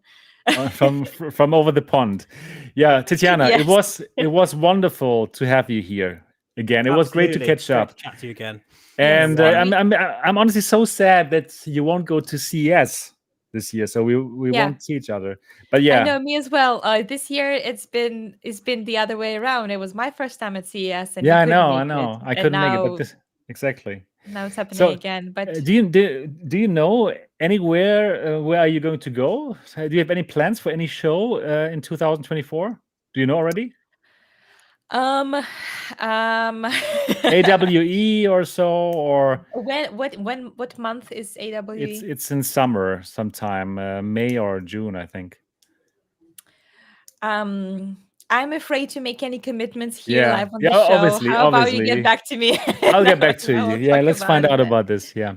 But I do plan to kind of become more of a social creator and travel more. It's just I needed to give myself a break this year, because it's not every year you have a baby. Hey, like I know. If there was a year to give yourself a little bit of a break, then give yourself more break. That makes sense. That makes sense.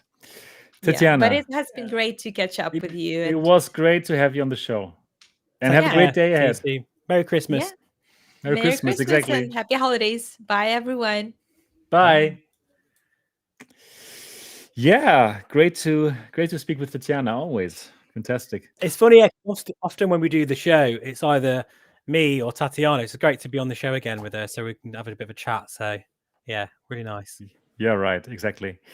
Yeah. Okay. So we still have to talk about hardware. I love hardware, and so do you, right? So we are truly hardware buffs. We are. And you just said you are so happy that you have the Pimax Crystal and the Big Screen Beyond. And I feel exactly the same. I just traveled from Taiwan back to Germany, and I brought both headsets with me. And the Big Screen Beyond obviously being easier to carry than the Crystal. Yes. But I am happy that I brought the Crystal as well, simply because it's so fun to run it off a 4090, right? It's just like, wow. It's just like, it looks so good, and it's amazing. I really love both headsets. I really love both headsets.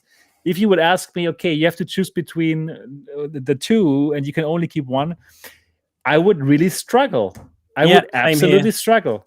I have sort of said on the channel, because people were asking me all the time, what is my favorite PC VR headset right now? Yeah. If I had to choose, thankfully I don't, but if I had to choose, it would be the Pimax Crystal. That's great. For my use case for flying and simming, it really is sensational. But however, this thing here, I mean, look how small it is. This is where it lives, in this little bag. Like, wow. It's like, it's that tiny. And I'm always so amazed when I sort of put it on my head, and I've got this great field of view for what it is. Wonderful colors, fantastic visuals. And to think it's so tiny, it's amazing. I love it as well. It's a different experience. They're both very. It's like what we said before. The Pimax Crystal is kind of like the pinnacle of where we've come from with what we've been used to with huge like glass lenses and the spheric lenses, which are big, they're heavy. That's sort of like where we are right at the moment. But then this is sort of a new generation, a new way of thinking about VR, and this is the first iteration of it. And that's why it's hard to choose, because they're both, great within what they're trying to achieve. So we are lucky that we don't have to choose, but that we have them both. Yeah. But I truly also, I really love both. Like the crystal is just like so mind blowing in terms of how it looks like, right? It's like, wow, you are really there. It's like, wow. And it is not as uncomfortable as many people it really isn't want to make you feel, those Pimax haters. So it's actually a pretty nice comfort. In fact, funny enough, right? I've been it's true. I've been almost doing a try my tech thing, but not by on purpose. But I've had a few friends come round recently. Oh yeah. And I've thought, you know what? I'm gonna each person that comes around, I'm gonna get them to try the crystal, because most of them are sort of a little bit intrigued by VR, especially because they've seen my channel and everything. And the first thing that all three people said was, "Oh, it's actually way lighter than I thought it would be." Yeah, right. Exactly. It is not so bad. Because it's heavy, but it is heavy, but it's well balanced. It's well balanced. And so they are doing a good job. And it's getting better, it's getting better with every software update. Now they're introducing pass-through, so you can like tap on it now with the latest firmware, and you have a pass-through which looks absolutely crap.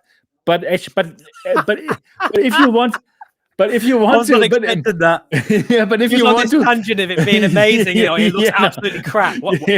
Yeah, but if you want to quickly find something, it's good enough, I would actually, I'm missing that part from the Big Swim Beyond. From the Big Swim Beyond, that it does not have pass through. Obviously you can just do like this and like this, and and you can have pass through. But it would be great to have this pass through. I love the Quest 3 for this thing, that you just have the beautiful pass through whenever you need it. Absolutely. Therefore, the Quest 3 probably. If I have to choose between the Crystal and the Big Swim Beyond, I would choose the Quest 3. To be honest. Honestly, even that's been really confusing me recently, because now with obviously virtual desktop, as I mentioned before, with the OpenXR runtime, you don't need Steam VR anymore, and you can really crank up the resolution with the 4090 with the OpenXR toolkit, which unfortunately is now not being developed anymore. It's another story. But it still works really well.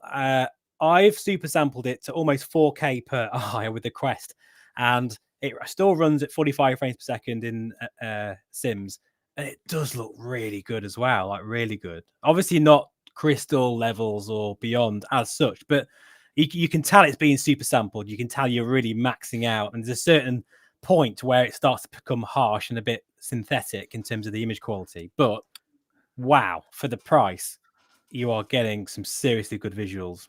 We really are. Yeah, exactly. The price is hot, right? The crystal is just going to be less expensive, right? They will not hike the price, obviously, and they are like making all these crazy discount things now. This morning I woke up and it was like some flash sale where you can get the Pimax Crystal for $1,299 now. And it includes the controllers. It has inside-out tracking. It's like a really, really good price for what you're getting here. And the price is just going to come down, obviously, right? So, yeah, it's good. It's a good time to be alive for VR enthusiasts. The Big Swim Beyond is getting out now to people. They're getting it. They're receiving it. They're loving it. The crystal is amazing. It's getting more and more amazing, right? In the beginning, probably there were some software problems, but it runs very stably now. It's very stable. So I don't have any problems with any kind of compatibility if I want to play any kind of Steam VR game with the crystal, and the tracking also, right? I don't even use it in Lighthouse mode anymore. I'm using it now in inside out mode with those controllers. I'm doing you the same right? thing. Yeah. I mean, the faceplate is great. I'd like how they've got that as an option. Yeah. But I don't really use it, to be honest. I don't find it to be a problem with the inside out tracking. Is plenty good enough for my use case. Exactly. So exciting times. And now, while we're talking about this, we're getting new headsets. Yeah, I love it. I love it when we get new headsets. So we were already thinking about it. Okay, why is the Varjo Arrow suddenly so cheap, right? They cut it in half. It seemed like a sell-off because something new is happening, something new is coming. And indeed, it is happening. This year was announced the Varjo XR4 series, made for superlative immersion. And this is the next level, right, for VR headsets. So for all of you out there who have never heard about the Varjo XR4 series, let me quickly summarize what this is. This is something spec-wise that can compare with the Apple Vision Pro because it has a 4K per eye resolution and even actually a higher resolution than the Apple Vision Pro, like 20% more pixels. It is said to have the best pass-through that has ever graced any VR headset on this planet Earth. And they say it is even like human vision-like pass-through quality. So, wow, that is a mouthful, right? It seems like when you wear this in pass-through, you cannot actually distinguish it anymore from your actual vision, which I still can't believe, right? I don't know. Steve, have you tried the Varjo XR3 in the pass-through mode? The predecessor. Yes. In fact, when it's pretty amazing, right? Yeah, when I went to Varjo, they did me a few little demos. I was in this room, and what they did is they put real objects and then a 3D version of different things, and I had to decide which one was real and what wasn't. And there was a few times, even with the XR3, where I wasn't sure what was real and what wasn't, because there was like a sofa, and I was like doing this with my hand, going, "Oh, is that real? No, that's actually not real," because there was obviously mixing the VR and AR implementation of it, and together, it looked really impressive. But obviously, with the XR4, that's going to be improved hugely, even from that headset. So I'm looking forward, hopefully, to be able to sample it at some point. Me too. So our appointment with Varjo to check it out. So I'm excited about this. So very exciting, great pass through. They have different kind of versions of this headset, right? The standard version, and they have the focal version where actually there's even autofocus depending on where you look in VR. So you look at something in the pass through, and they're thanks to autofocus, they're going to make this appear sharp. You know that from your actual own eyes, which can also do that. That's a big deal. I don't think people realize how much of a bigger deal this is. I remember when Oculus were looking at this technology many years ago, and there was some sort of convention or something where they showed this off, or they at least explained about it, didn't they? It was a long time ago now. But I always wondered when autofocus of this sort of nature would become a thing. And I guess it makes sense, just like in the car world for like Mercedes and whatever, and they're always the first to show out the latest car technology, and it trickles down to everybody else. I guess Varjo is the Mercedes of the VR world, and eventually, we may see this in a Quest in years to come. But I think autofocus is a big technology that we do need, and it will really. It's going to be cool. I'm looking forward to seeing if it is it really that fast though. Where if you look at your hand, then look further away, are you really not going to notice? Because it's basically mimicking the human eye in essence, which is just mind blowing. So whether it actually works in practice will be another thing. We'll see. Anyway, this focal edition with the autofocus is going to set you back $10,000, whereas the standard version is going to set you back like $4,000. And there's even like difference. There's a huge difference. I'm shocked by the difference. And there's also like another version, the secure version for governments and any company who must be really sure that there's no wireless way to get your data. That's the secure edition, which is like around 13,000. US dollars. So yeah. But anyways, this is an exciting device for people who are looking at the $3,500 Apple Vision Pro, but who still want to play their Steam VR games, because that is something that the Apple Vision Pro will not be able to do, right? The Apple Vision Pro will have amazing specs, is going to be a fantastic standalone device for sure. 2024 is going to be exciting for me also because of the Apple Vision Pro, and I will heavily talk about it on the channel. But it is not the device for flight simulators, for example. But it has Apple Vision Pro specs in terms of resolution, in terms of the pass-through, and even it has a wide FOV, right? It has 120 degrees horizontal and 105 vertically, which is bigger than the Crystal, for example, and it has this high resolution. So for people, for this could be very exciting for the super high-end flight simulators, for example. Steve, what is your take on this? Would you agree with this? Yeah, you're spot on. I mean, really, right? It's the dream headset, isn't it? As I'm on about like standalone, but no, in all seriousness, my heart is always in high-end flight simulation experiences. Absolutely. And if you think about the jump, right, there's a few things we need to understand here. Like the XR3 used to have a subscription, well, it still does, a subscription, and it's a lot more money to buy than say. Yeah, I much more. 7,000. It's like nearly doubled. It's as crazy. Well as this it's cheap. $4,000 is cheap.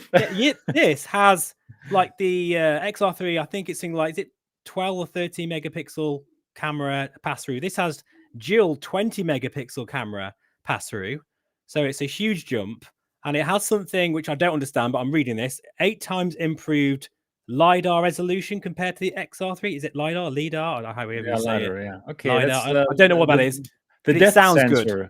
It's the depth sensor. So that's going to be 8 times better than the XR3. It will have like a great way to scan your environment and probably do these kind of mixed reality things that I have also tried with the XR3. Whereas you're sitting in an actual cockpit, right? And you see that actual cockpit in the pass-through. You've done these kind of things as well, right? When you were at Varjo, right? No. So, and then when you look through the windows, you see the virtual worlds, and it's absolutely fantastic. Like, I loved it. And so these kind of things must be unbelievable with the XR4, right? Yeah, I did that in DCS whilst I was at Varjo. Okay, perfect. And I had a few things on my knee, like a knee board thing, which fighter pilots have. So showing you your charts and information frequencies. And I could read that with the XR3. So what on earth is this going to be like with the XR4? Like absolutely mind-blowing resolution at this point. I still don't think it's going to be quite human eye in terms of, I still think my gut feeling is it's still going to feel video, pass-through. It's like, this claim sounds crazy for me. But honestly, that is like human. Yeah, until we try it. Let's see. But I will be honest with everybody here. If it's as good as they say it is, I'm buying one because I can. Because everyone can. The prosumer market can buy one of them. No, you're right. No, what I mean is that I don't mean because I can in terms of I'm a consumer. Before you couldn't. With the XR3, it was only available to commercial. Right. But now I can. Anyone can. Obviously, if you've got the money because it's expensive. It's available to consumers, or it will be at some point very soon. That's the thing, the big shift here as well. So as well as the specifications, which is huge compared to the XR3, it's also cheaper, and also there's no subscription. So when I'm getting people on my YouTube channel saying, "Oh, it's hideously expensive," are you for real? This is really cheap for the technology. It's very cheap, honestly. And then of course it's not super cheap. It's not. I agree with you. I agree with you. I really ecosystem like the Apple Vision Pro. You can, like you say, use it on your PC. The only thing that I have a gripe with, I'll get into that in a minute, but that's my opinion on this. Like I just feel like it's very, very exciting. No, I absolutely also agree with you upon price. Like, I don't understand why, especially for this VR hobby, it is a hobby for many of us, why there's so many people crying about prices in the thousands. You know, what about that's going to come down to the Quest eventually? But yeah, of course. But we have something like the Quest, which is already great, right? So it's great. But think about other hobbies. What if my hobby were cars? You know, like exactly you can spend tens of thousands of dollars for a new car, or for any kind of accessory for your new car, right? New suspension or whatever. It's like you can pay so much money. Or if your hobby is, I don't know, diving, like for the whole diving trips will cost like $5,000 if you want to go to some place for 1 week and dive, you know. Or if your hobby is, I don't know, like home cinema, and if you want to buy those laser projectors, which cost thousands of dollars, right?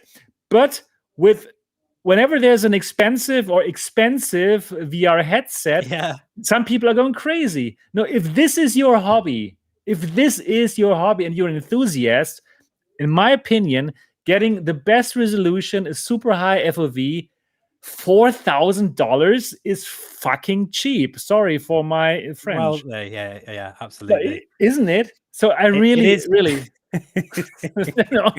love your passion. I really mean that. Dear. You know, that every other hobby, okay, I just pay 10,000 for that. I don't know what. But I do find it very bizarre. 4,000 is so expensive. No. I do find it very strange. I have just bought a new car recently. It's a very expensive car, and the reason hopefully why, German one.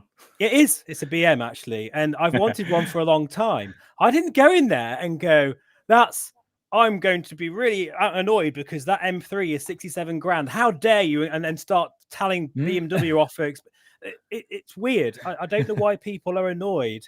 In any industry, we need the highest end possible to be innovating as much as possible, because eventually that will go down and down into the more consumer-focused products. You know, just look at what's happened with aspheric lenses, for instance. Like Pimax was right on there as soon as the Aero was released. The Crystal was on their tail, and it was actually a better headset than the Aero, and which I was not expecting at all. I was expecting to slate it, but I actually love it. And then that's driven the price of the Aero down. Everyone's in competition with each other, and all this is very good for the industry. If we didn't have this, we just had a Quest, and that was the only headset in the world, just the ones that we can afford not easily, but better. Then everything would just stagnate, and we wouldn't see the industry moving forward. So that is exactly also the reason why I'm super grateful that there is something like Pimax, that there is something like Somnium, who are trying new things, you know, who are doing things in a different way, not always perfect. Pimax, I'm looking at you for sure, not at all, absolutely, yeah, not at all, like ridiculous most of the times, but honestly, they are really pushing the the envelope, boundaries. that's it. The boundaries, right? You know, like to give enthusiasts the stuff that we want, like the best visuals ever, you know, that we can get right now, and we can get this for prices which are really not like completely crazy. Like if I say, okay, 1,300 for the Crystal, probably you have to pay another, I don't know, 200 for tax or whatever, so you reach $1,500. And you can have like the best visuals that you can get right now in VR. Yeah. How is that expensive? How is that expensive for a hobby that you love, and where you spend hours in it, where you really immerse yourself in virtual reality, where you fly in Microsoft Flight Simulator, you know, or you enjoy adult entertainment or what, in the most crisp way possible? Come on, that's amazing. It's just, it's like you don't have to buy the XR4, guys. You don't have to, but just be pleased, be happy that technology is there. Exactly. And it's going to progress. So yeah, I totally can understand, Steve, that you're thinking about buying it. No, I am. And I don't even think it's crazy. I think it's logical that you should buy it, as somebody who loves flight sims, and who has a big following of flight simmers who want to know how it is. Actually, I also want one now. Actually, now that you said it, I should also buy it. I should just buy it. I should sell something. I want this not just from. I'm not bothered about my YouTube channel when it comes to this headset. I want it for me. I want it to enjoy it for me, because this is the headset that I've for adult entertainment or for flight simming. Obviously for flight simulation, or maybe both. Maybe you could be in an airliner watching. I don't know, whatever. Yeah. Who knows? Honestly, I can see what's going to. I can predict this now. 2024. This is going to be the best headset of 2024 for me and my channel. But it's going to be the one headset you probably won't see much of on the channel either, because it'll be the one that I'll be using when I'm flying for myself, and I'll probably be using the Quest and other headsets to showcase on the channel more than this. But this will be the one that I'll be enjoying for me, because because I appreciate, I'm not just going to become a Varjo XR4 channel. That would be really selfish, and I think people wouldn't appreciate that. But when it comes to just my own personal opinion, regardless of all the other stuff, this is the headset that I'm looking forward to. That and the VR1, actually, because I've got to mention the Somnium VR1. Because we'll talk about it in a moment. These two are actually interesting and to compare. Well, if we knew the price of the VR1, we'll know it very soon. But the question about the XR4 though is, how is it really 3,000? Is it going to be like $3,000 better than the Crystal? You know, like you have this kind of thing where you have the returns. I forgot how to say that in English. Like at one point you can spend more, but the rate of return that you get back for more investment is economy really. But is less. You know, like at one point you don't get as much back as you spend. And that's all to do with software. The thing is, this headset it's going to be absolutely useless if we cannot use these functions and features in MSFS DCS world. For example, and also, like, how about the resolution?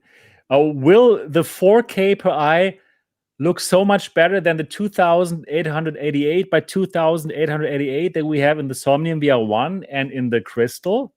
I don't know. I have not looked through it. Right, I will be able to tell everyone soon, because I will look through the XR4.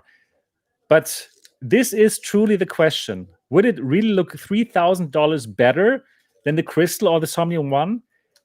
Probably not. Honestly, I think I'm not sure about it. It would have to really blow me away. But of course, we also have like a wider FOV than the Crystal, so probably that's where the high resolution nicely fits into it. Yeah, we'll see. It's also, you got to really consider that during the days of the CV1 and Rift S, and then we got the Reverb series of headsets, and we were getting massive jumps in resolution. But that's gonna fade off now. So I feel like something like the Pimax Crystal at full native resolution is so good. Like this, is it going to be like a massive jump again? I don't think it will be, but then it might be. I don't know. But there is. We'll see. I think it's important to mention though that it's not all good news with the XR4, and this is my massive main gripe about the headset, and this is why I can't wait to try it. And that is no OLED. No OLED. Yeah. Why? But it has local. At least it has local dimming. Like just like in the Crystal. It's not even QLED though, is it? It's just LCD. It's mini LED, or is it? I think. Yeah, it's LCD. Yeah. It's not QLED. True. So true. I really, they can't. There's only so much you can do with that, really. And even though, local dimming, great, I don't think it's going to have the deep colors of the Pimax Crystal or the Somnium VR1, and that's my biggest worry. Yeah, that is my biggest worry. If that bothers me too much, then I won't be buying it. I won't be using it that much. I'll be going elsewhere. But it's the other things that really excite me, because I do feel the next step for flight simulation is pass-through, really good pass-through, so you can see your cockpit, your controls, as well as the VR. The whole XR thing has to be the next big step for flight simulation at this point, and this will lead the way for that, and that's what I'm excited about. But that's a bit of a hammer blow, really. If you consider the Apple Vision Pro has micro OLED? Micro OLED, yeah. Micro OLED. That's like a bugger. That is good. That's going to look good. The Apple Vision Pro is going to blow us away in terms of visuals. That's for sure. Yeah, that's for sure. This is where the VR1, the Somnium VR1, fights back here. And I also feel with the advent of no Aero 2, because there's not an Aero 2 coming anytime soon. Yeah. Which really, really broke my heart, literally, even though I know that they're obviously sort of negating that with the fact that this is now available or will be to prosumers. That's amazing. But at the same time, I think this has just shown how good the crystal is. We've gone back to that again because I feel like the crystal is amazing. This shows how good that headset is for the price. Exactly. It's pretty astonishing, especially now with those new prices, right? $1,299, everything included, like the controllers, everything you need, the glass lenses. Yeah, it's great. It's a really, really good offer. So now we need to know, where is the Somnium VR1 going to sit? Yeah, let's talk about this going on. Right. Also, one thing about the Varjo, which is nice before we get to the Somnium, is that the Varjo does not need Lighthouse. Yes. And honestly, I truly, in my opinion, I truly think that this is nowadays more of a pro than a con. Yes, Lighthouse is the best tracking available. I agree. But it is a kind of annoyance if you don't have it already. And for people coming into this now, or simply want to get the best, then that you have to tell them, okay, you still have to buy the Lighthouse base stations and you have to buy the controllers to really make it work. And the controllers are not always available, same as the base stations. It's basically a lottery if you can get it. But you can buy it on the secondhand market. It sucks.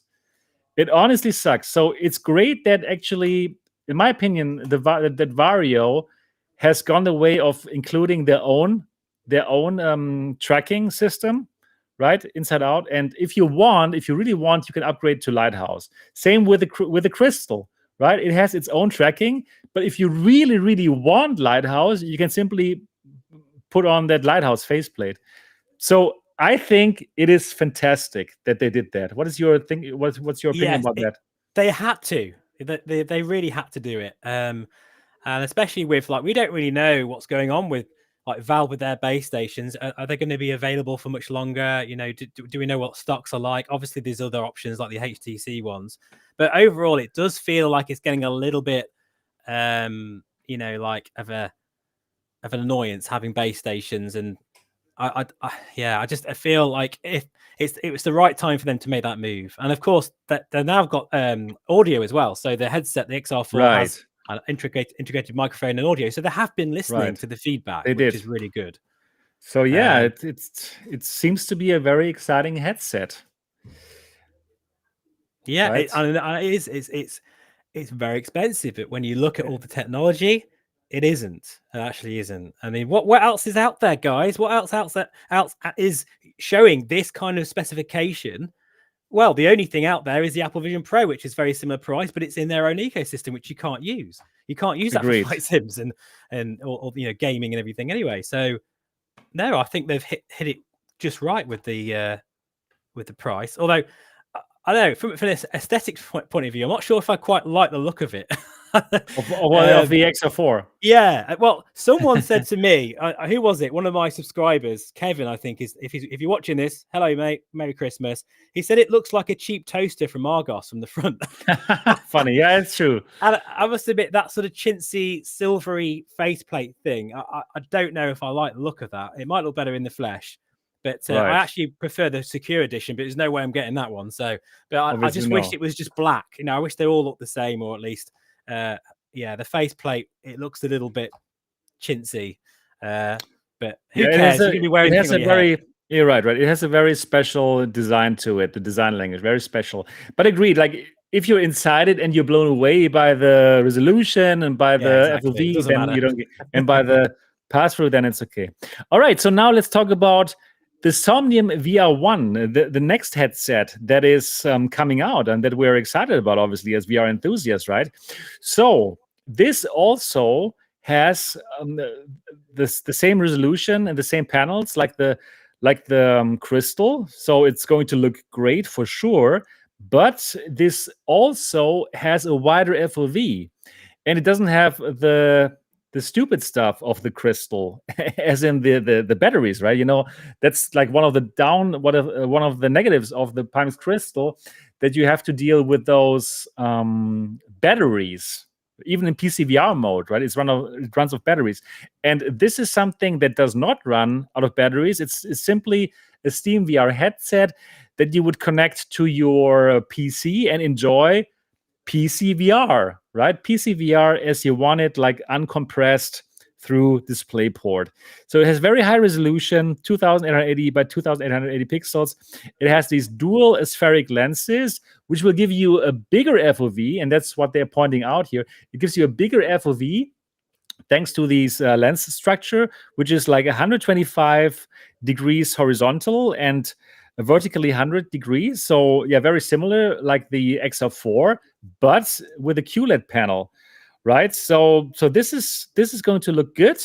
And we also have a pass-through if we want it, which is supposed to look good. I haven't seen it, unfortunately, yet.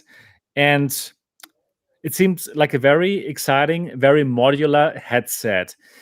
Like you can also choose your own head strap, because here on the sides of it, actually, it's something that is very comparable to the Quest 2 and 3, where you can simply add your own head strap. And the whole thing is very modular. And what I really like, it is completely being done in the European Union. Yeah, I love it. I obviously love it. Like I have nothing against things being produced in China, obviously, right? Like we also enjoy the Pimax and stuff, but it is still a great feeling that something like this for high-end fans comes from the European Union, right? So if you're worried about your data, if you're worried about all these kind of things, which are actually a real thing, then it's cool to have an option from Europe, right? What are your thoughts about this, Steve? Yeah, definitely. I think when it comes to things like communication and returns and that kind of thing, it should be a little bit easier for people in Europe. And I think Somnium VR1 at its core, they're very focused, or they seem to be, on build quality and customer service, all the things that have been a bit iffy in the VR industry in general, I think. So I do have a good feeling about that side of things, hopefully, from what I've been told so far. Right. I mean, yeah, I just think this is going to be a really interesting one, isn't it? This headset, because like how much I love the Crystal, it's going to have those same displays, but it's going to be more. It looks way more comfortable, lighter. You're not going to have to worry about a battery. I love that part. I really love that part. Yeah, absolutely. It just looks very desirable, don't you think? It just looks like a really nice piece of hardware. Exactly. It looks like gear. It looks like something I want to use. It's not like professional. It looks professional. It doesn't look like a toy. This looks something that I want to use, and it gives me some functionality that I want. It gives us exactly that functionality that we want, like simply high resolution at a wide FOV. So bring it on, absolutely bring it on. I can't wait to try it out myself. I'm super intrigued to see what this dual lens aspheric design is about as well, and what that looks like. I can't wait to see that. With that extra field of view as well, still at 35 ppd, I think it is, isn't it? ppd. So I think that's a nice sweet spot at the moment. I mean, I think we can't. I don't think we should be focusing more on higher resolution right now. I mean, like GPU power, even with a 4090, that's right on the fringes of what it's capable of. So let's focus on better lenses, better ergonomics, those kinds of things. I think that's really important. More comfort. Comfort is a big deal now in VR. People are starting to realize we don't want a massive brick on a head for hours. We want something that's designed well. And yes, of course, this is still way bigger than the Beyond, but then you have to think about those extra features it's going to have. You get a wide FOV. You get a wide FOV. That is really important. Like with the Big Screen Beyond, I was happy now because my head shape, they were able to give me the smaller face pad, where I can get close to the lenses. Before, I was not happy with the Big Screen Beyond when I had the standard face pad, because the FOV was simply too small, right? So having something now with the crystal displays, but with a wide FOV, it does sound nice, right? Absolutely, totally, yeah. So, but now we really need to. We need the price, obviously. We need the price, and we have not heard about the price for the Somnium VR1 for a long time, and we are going to hear about the price very soon, right? Like a couple of YouTubers are going to Prague really soon. I thought it was a panther there behind me or something. It's all right. in the jungle. A couple of YouTubers going there. Why have I suddenly come big screen? That's great, isn't it? I have no idea. There. I have no idea how that happened. I'm going there to check it out, and then it seems they're going to reveal the price. Yeah. So unfortunately, I have to tell you that I am not going to go to Prague to check it out, because it was on too short of a notice. So the Somnium team did invite me like only a couple of weeks ago, and it was simply, unfortunately, too short of a notice. So I won't make my way to Prague for this one, but I will be going to the CES, as I told you, and there I'm going to get an appointment to check out the Somnium VR1. So I will also be able to tell you here on the channel, like my impressions about it. So what are your thoughts about pricing, Steve? What do you think is the sweet spot for this device? What do you think? What do you think? How expensive is it going to be?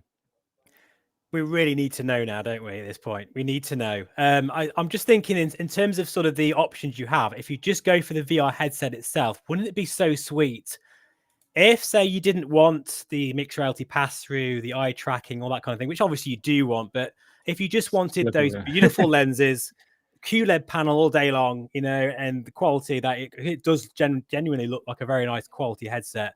I would love it to be around the mid, sort of £1,000 mark, or just maybe slightly under for that. For the base unit. Okay, this comes a different unit. This comes a different kind of base unit. You got a base unit which doesn't have pass through, right? Or what does the base unit have? It's basically just a VR headset. In fact, that's what they say on their thing, just a VR headset. Right.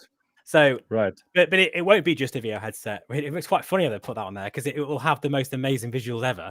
So I think you're going to be getting. So I'm hoping 800-900 British pounds, that sort of thing. Maybe that's way too cheap. Do you think? Yeah, like no. Look, this really, it has the same great panels like in the Crystal, right? If you think about the Aero and how much that is. Yeah, but they have come down in price. They're making that new. But if they can go between the Crystal and the Aero, they are like sourcing the parts themselves. They are like building that in Europe with their European expensive hands. No, there's no way this can cost like $800. No way. And they would like have to support it. They have to subsidize it. If they sell the base unit for $800, they would have to subsidize it, and the whole batch, it would only be like a PR thing. If they sell it for under 1,000, it would be great move for PR, but then it would not come in huge quantities. So yes, perhaps it is under 1,000, but then it's only a PR move. That is not sustainable. So no. Well, I'm not a businessman, so I'm just saying what I would like it to be, and I think what the community would like it to be. I would like it to be $500. I've absolutely no idea what it takes to build a VR headset and all that goes into it. But from a enthusiast point of view, and I think if you think about the Crystal and the Aero, it needs to be in between there. It needs for that base model. I think it needs to be around the £1,000 mark would be nice. But the £1,000 mark, then it's cheaper. Then it's cheaper than the Pimax Crystal, right? If it's £1,000. Yeah, and obviously you have to think about the fact you need base stations with this. It doesn't come with audio either, so there is going to be that additional cost as well that people will probably have to. Yeah, of course, exactly. So that's why if you price it at $1,000, it would still seem cheaper than the Crystal, which would be great, but then people still have to have the base stations. Exactly. And then think about the Aero is, I don't know how much it is with taxes and all that kind of stuff and import tax. It's probably still going to be 1,000 or so, isn't it? And if you think about the Crystal, it's got to be sitting between them, because this headset is better than the Aero. I'm sure it is, because I'm sure too. And in terms of the Crystal, probably is going to be as well. So it has to be around that price. But of course, it won't have eye tracking like the Crystal has. It won't have standalone capability. Well, obviously, we don't really know. It's not very good anyway in the crystal, but you know what I mean. it's and bad. it won't have inside-out tracking, so it wouldn't make any sense if. Yeah, it's tricky. I don't know, but anyway, that's not the one. Probably most people aren't really going to be buying that anyway, especially the flight sim crowd. They're going to be wanting to buy at least the one with the eye tracking. The second one would probably make more sense because eye tracking is important for foveated rendering. I think it's been proven that it works really well. So that's when things are going to get a lot more expensive, I think. And it'll be, I've no idea what they're going to do for the pricing of this. So I'd be very intrigued, and I'll certainly be, at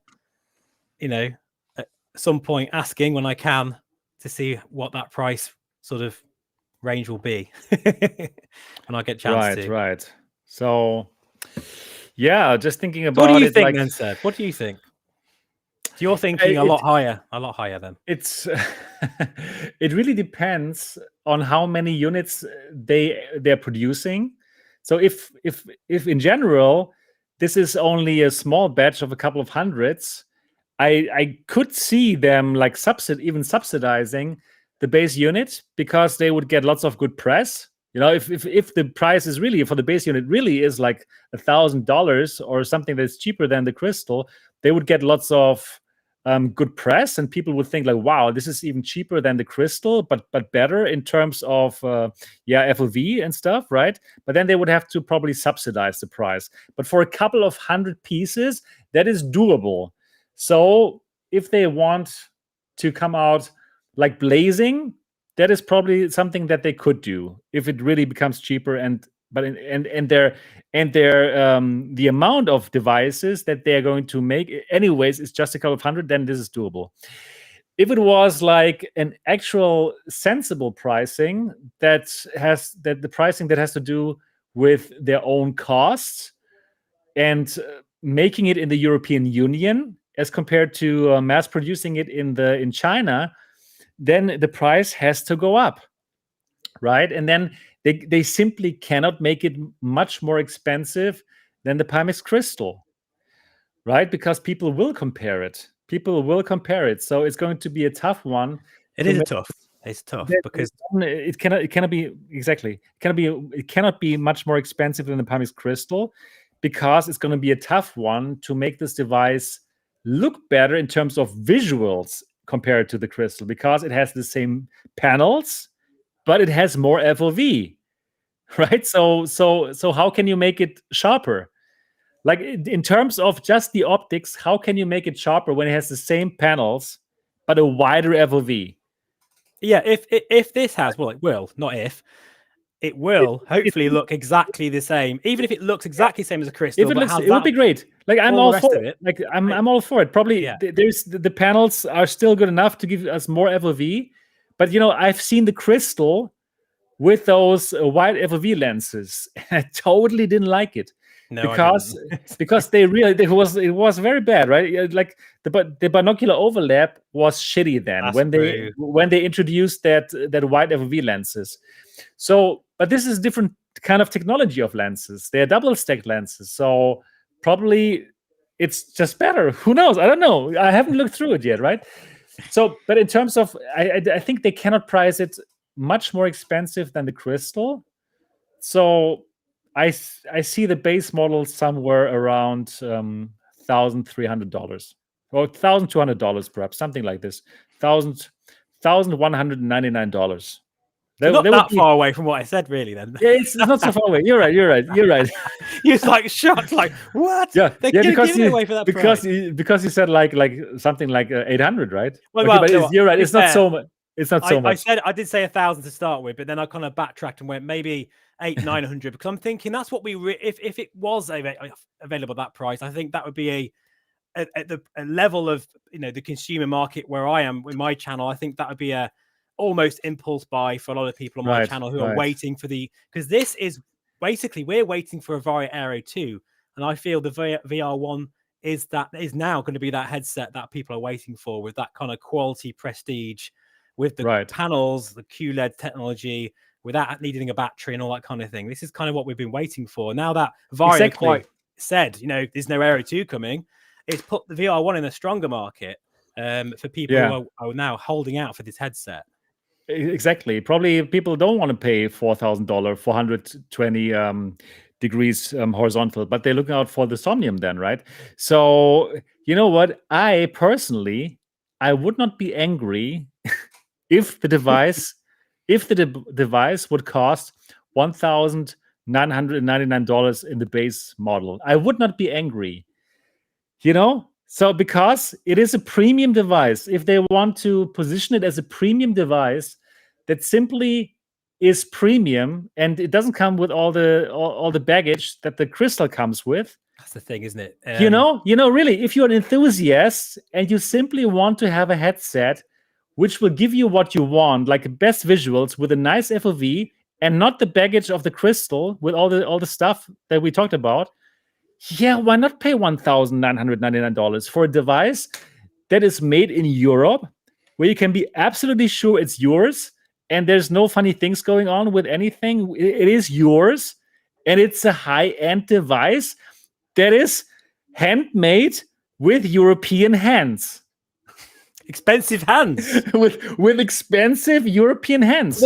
This is just it. And it has like super high quality. Like if I look at this picture, I don't know, is that real? Is it just a render or is it real? But it looks so frigging desirable.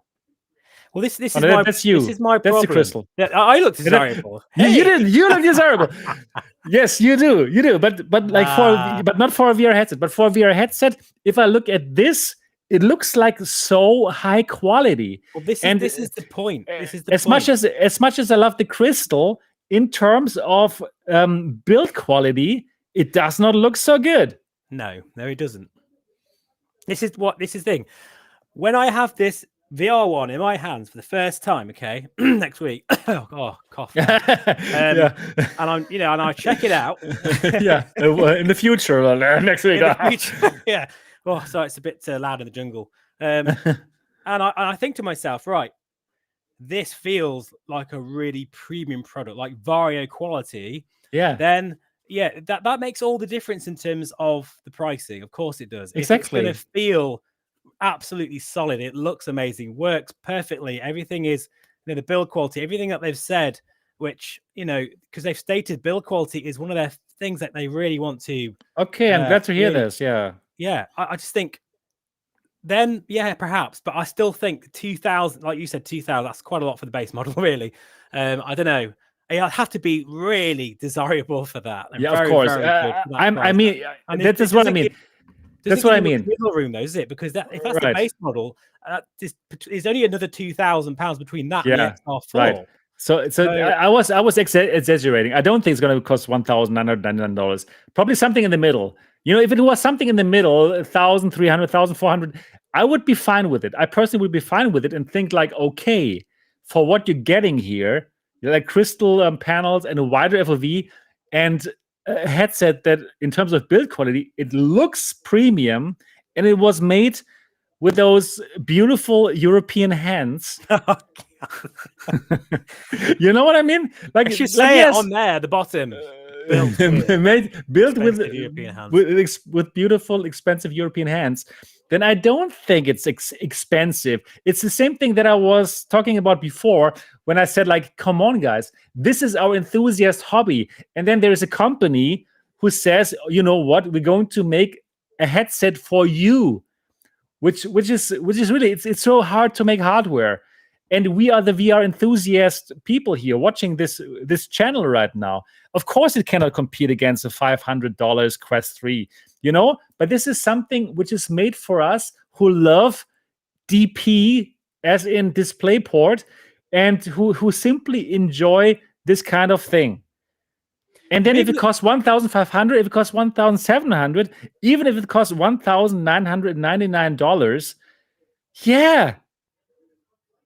I just think what people are saying in the comments and stuff like, the Quest 3, by the way, is not the price that you pay for it, because you have to have loads of accessories.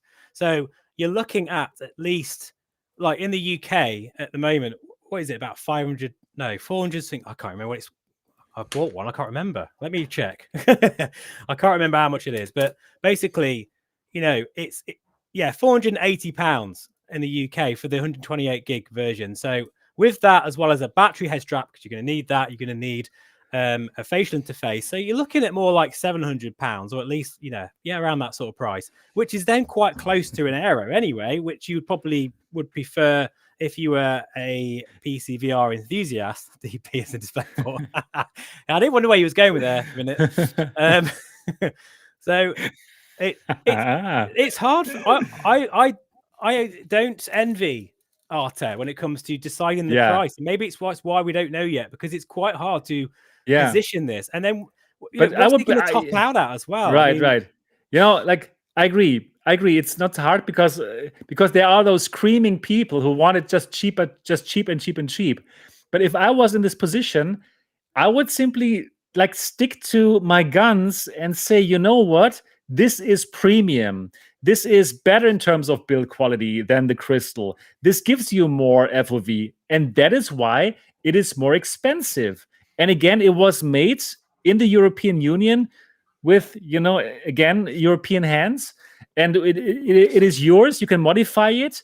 You don't have to worry about any kind of data that is being stolen. I don't think that Pimax is stealing any data, but it is simply a different thing. So I understand it does have to compete in the marketplace, but they have their own value proposition. And in my opinion, they could say, hey, this is better, so it is more expensive, and we're not producing it in masses. So honestly speaking, I don't think it is going to sell at the quantities, or that they're even going to prepare the quantities like the Crystal. The Crystal, they're making thousands of it, and they're selling it well. So for the Somnium, probably it's hundreds. I think. I don't know. I'm not so deep into this device yet. So I simply believe it is fine if it costs $1,599 in that basic price bracket.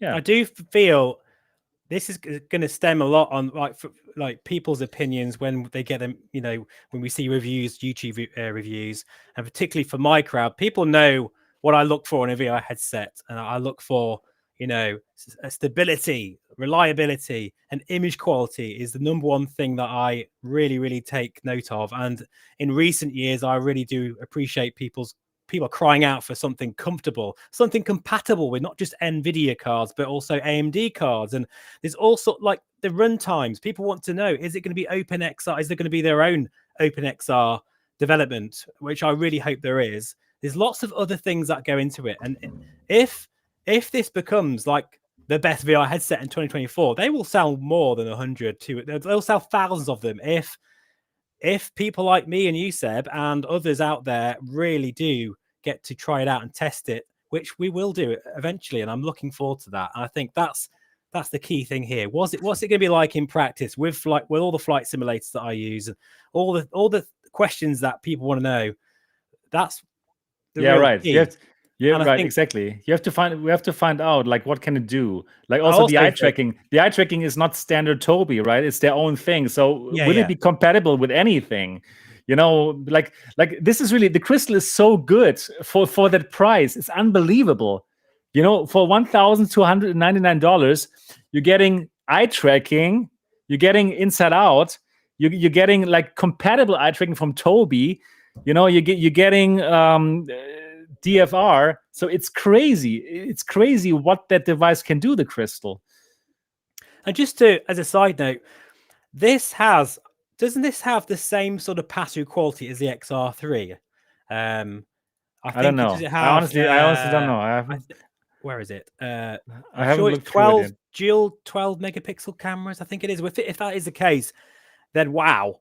That means the industry has moved on hugely. If this ends up coming in at around 2,500-3,000 for the sort of higher end, if you think about it that way, guys, that is really cheap because the XR3 is still really, really expensive. And if you're going to get that level of quality for that kind of price, then that's a massive jump, and that will be quite a big deal. So if say the higher end, the full fat version, should we say, is around that sort of price.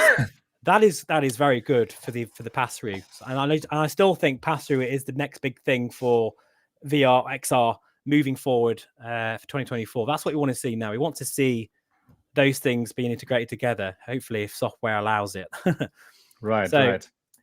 Yeah, it's going to be so interesting. So again, I'm so sad for this industry that we are in this kind of environment where people don't accept headsets that are a bit more expensive because we have something like the Quest 3 at $500. Again, in any other industry or in any other hobby, when there is a company that does something for you, the VR the enthusiast of that hobby, it is absolutely fine if that thing costs thousands of dollars. But in this industry, if there is a company that does something special, like here Somnium, for example, it cannot even cost $2,000 for the base model. You know, that is really something that I don't like in this industry, and also for us fans. Like, no, like there's one company, a small company, that has to compete with something like Meta, or even with a Chinese company that can do it for cheaper, and they're doing it for the fans, and they're building something special. Don't shoot them when they present something to you that is a bit more expensive. This is a special hobby. So even if the base model costs $2,000, which I don't think it will cost $2,000, yes, that is an absolute valid price. If you think they still need to earn something from it, you know, I don't think they will earn anything from this device, right? So even if Arthur is going to say this device costs $2,000, yes, celebrate it. Celebrate that they made this headset. You know, like that it gives you something special over the amazing crystal already. You know, so really, so don't do that. Just celebrate a company that is doing that in the first place for you. Sebastian ran over. Just to say as well, to nobody nowhere, I was talking about the XR3. That's why I said XR3, not XR4. It doesn't compete against the XR4 pass-through. That's on a completely different planet, okay? That's what concerns me as well, because you can get that for quite a very good price now, which has made this even more of a headache for Arta, because not only have you got the crystal one end, you've also got the XR4 that's now been announced, which is only 4,000. I know it's a lot, but no, it isn't for this. We're talking of high-end VR, the highest point in the VR XR industry here. So shuffling those prices, it's going to be hard. It's going to be difficult. Yes. So I can totally understand the people in the chat or in general that say like, oh, okay, but I can't afford it. I get you. I totally get you. And I cannot afford a Mercedes, or probably a Mercedes, yes, but not a Ferrari or Lamborghini. I cannot afford it, you know. But I'm not like saying like, oh, why are the Lamborghinis so expensive? You know, it's great that we have something like this. If we didn't have this, then VR would not move forward ever. Yeah, exactly. So it's not obscene. The XR4 price is not obscene. Just because if you can't afford it, that's fine. But celebrate that's fine, yeah. What it's I really exactly, and don't go around and talk it down or trash it just because you cannot afford it, because that makes you look stupid. It makes no sense. I'm not going to walk into an expensive showroom and just start whinging because I can't afford something. Lamborghini. No, I don't know how to actually say Lamborghini. Lamborghini. Yeah. Lamborghini. Lamborghini. I have no idea how to actually say it. Why would you want to buy one of them? They're horrible cars. Yeah, I don't know. It's like I'm driving like a very old car, which the main thing for me was like it can pull my caravan. Lamborghini, that'd look cool. Actually, pulling a caravan. Yeah. So who knows? I hope it's going to be like a price that people will think is sensible and not too expensive. I think the price is going to be, again, it's something like crystal for the base model. I don't know, probably a bit more expensive. Yeah, $1,199 probably, or $1,299 for the base model, and then getting more expensive. But honestly, I don't think they're going to make any money from it. Not at all. Joe, who would have thought though? This is the problem we've got. And Jamie, I hear you there. What you say? Flight simmers have families, and inflation is off the chart. I absolutely agree. But then we have this is the struggle. This is the struggle. Is that we don't have the mid PC VR headset anymore, and this is the problem. Who would have thought that the DPVR4 is great. Even though you don't like it, it's great. I don't like that headset. Sorry. Yeah, you should check it again. It's great. No, don't like it. But like, we don't have a Reverb G3. We don't have a Vive Pro 3, 2, whatever. It's such a shame. But you're gonna get the Quest 3. The Quest 3. The Quest 3 is good enough. It's good enough. It is, but again, I'm like, oh, I know, but if you do need a decent 30 series car, 3080, 3090 for it to enjoy it, because obviously it's still not a DisplayPort connection. So we're in this difficult situation right now. We don't have a new mid-range price VR headset, and I'm so sick of recommending the Reverb G2, because I just think at this point it's not even being supported. It won't be soon. I feel like it's really hard at the moment, and at the moment, who would have thought the high end, the super high end, is that's where the competition is right now. We've got so many high end headsets that are competing against each other. You think it'd be more the kind of Quest line or the mid price point. And I think that is all because of Meta and the fact that they can subsidize the price. They're in a powerful position. Agreed. Made people jaded about how much VR headsets are worth. Exactly. You're totally right. They're totally right. It has harmed. This has actually harmed the industry in a way. Obviously, in other ways, it's fantastic that so many people got a Quest 3 and Quest 2, but it has been a problem for the competition, obviously, where suddenly a $600 headset seems crazily expensive for the mid-range, right? So yeah, agreed.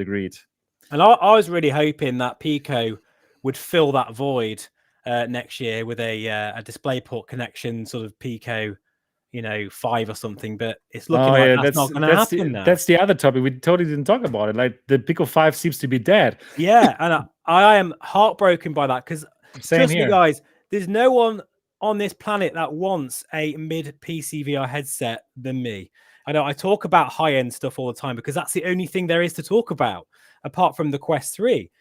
But I would so love a Reverb G3 type headset. I would be so happy for that to happen, but it's just not happening, guys. It's not happening. And so what can you do? It's you've got to look to where there is the hobby, or where there is, the technology that's coming down. And maybe eventually with the likes of the XR4 and the Somnium VR1 and the Pimax Crystal, I feel Pimax are doing something. I don't know.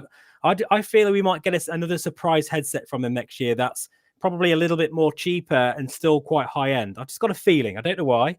I haven't been told anything, but I just feel that they're quite clever with how they're sort of predicting the market. And I think the Crystal was, one of those headsets where it's a confusing headset. It doesn't really know what it wants to be. But I think Pimax have learned from that. And I'm hoping that they're going to learn that maybe we want a PC VR headset from them with the spheric lenses, with a smaller form factor that's a little bit cheaper, or a lot cheaper, with inside-out tracking. It could happen next year or in the next couple of years. But for now, who knows? Probably they have some people who give them some good advice. So then this might happen. Yeah, but they are listening. They're listening to my feedback. I know they are, and they're definitely listening to yours, Seb. And they're taking it on board, and they're being very open at the moment. So who knows? Because of that, I don't know. I think that might be a force to be reckoned with in the next year or so long as they learn from their mistakes. But right now, we don't have a mid-range price VR headset that I would recommend, other than the Reverb GT still. And it's just like, oh, come on. That's been out for absolutely ages now.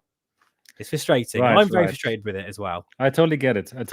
Yeah, let's see what CES 2024 brings. That might be a very very exciting show. Yeah, cool. So exciting things are on the horizon with the upcoming headsets. Somnium VR1. We're going to hear from specially selected high-profile VR YouTubers. Don't put me a big screen again. Don't you dare. Soon they're going to check it out. And let's see. I'm going to check it out myself at CES, and we'll tell you all about it. And 2024 is going to be a super exciting year. Also, obviously, with the Apple Vision Pro coming, definitely with a secret surprise headsets coming that nobody is even thinking about right now. Honestly, right? I do feel 2024 is going to be every bit, if not more, exciting than this year for VR. Absolutely. It is going to be. It's going to be like this. You're right. Okay, so the 1 hour and 30 minutes that you wanted have turned to 2 hours and 40 minutes. So what are your thoughts about that now? Are you happy to be back on the Next Dimension podcast? It's great to be talking about VR again. It really is. Yeah, exactly. I haven't really been, because I don't have a lot of people in my life to talk about VR same here, at this level. You're right. So yeah, it's wonderful to have a chat about it again.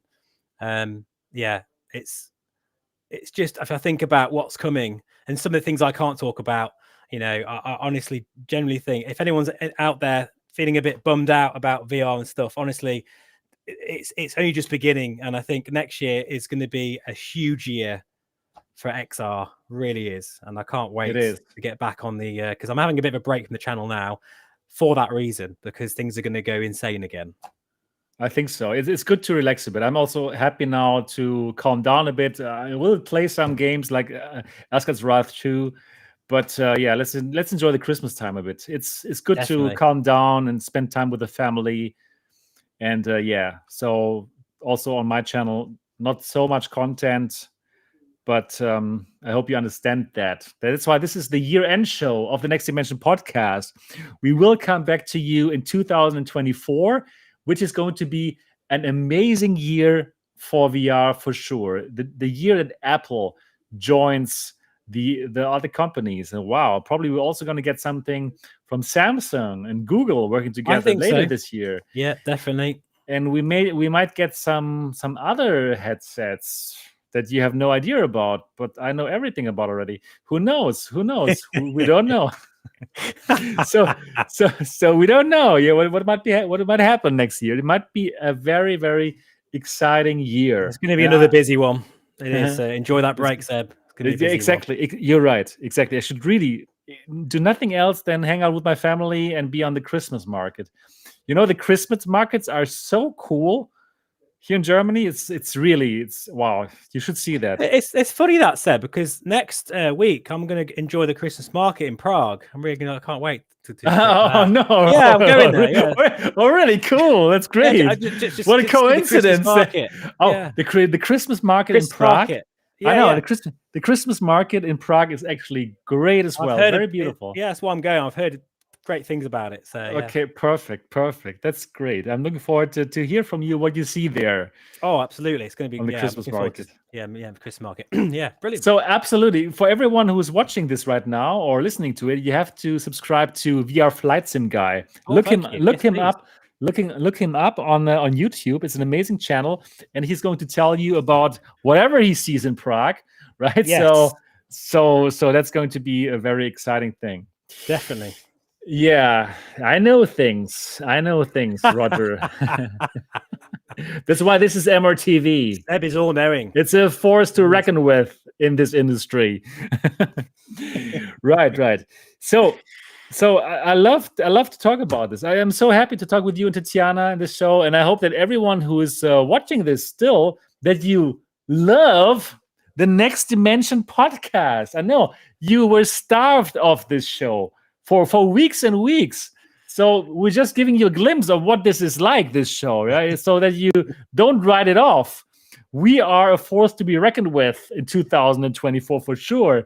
Definitely. Yeah. Definitely. So give it a thumbs up right now.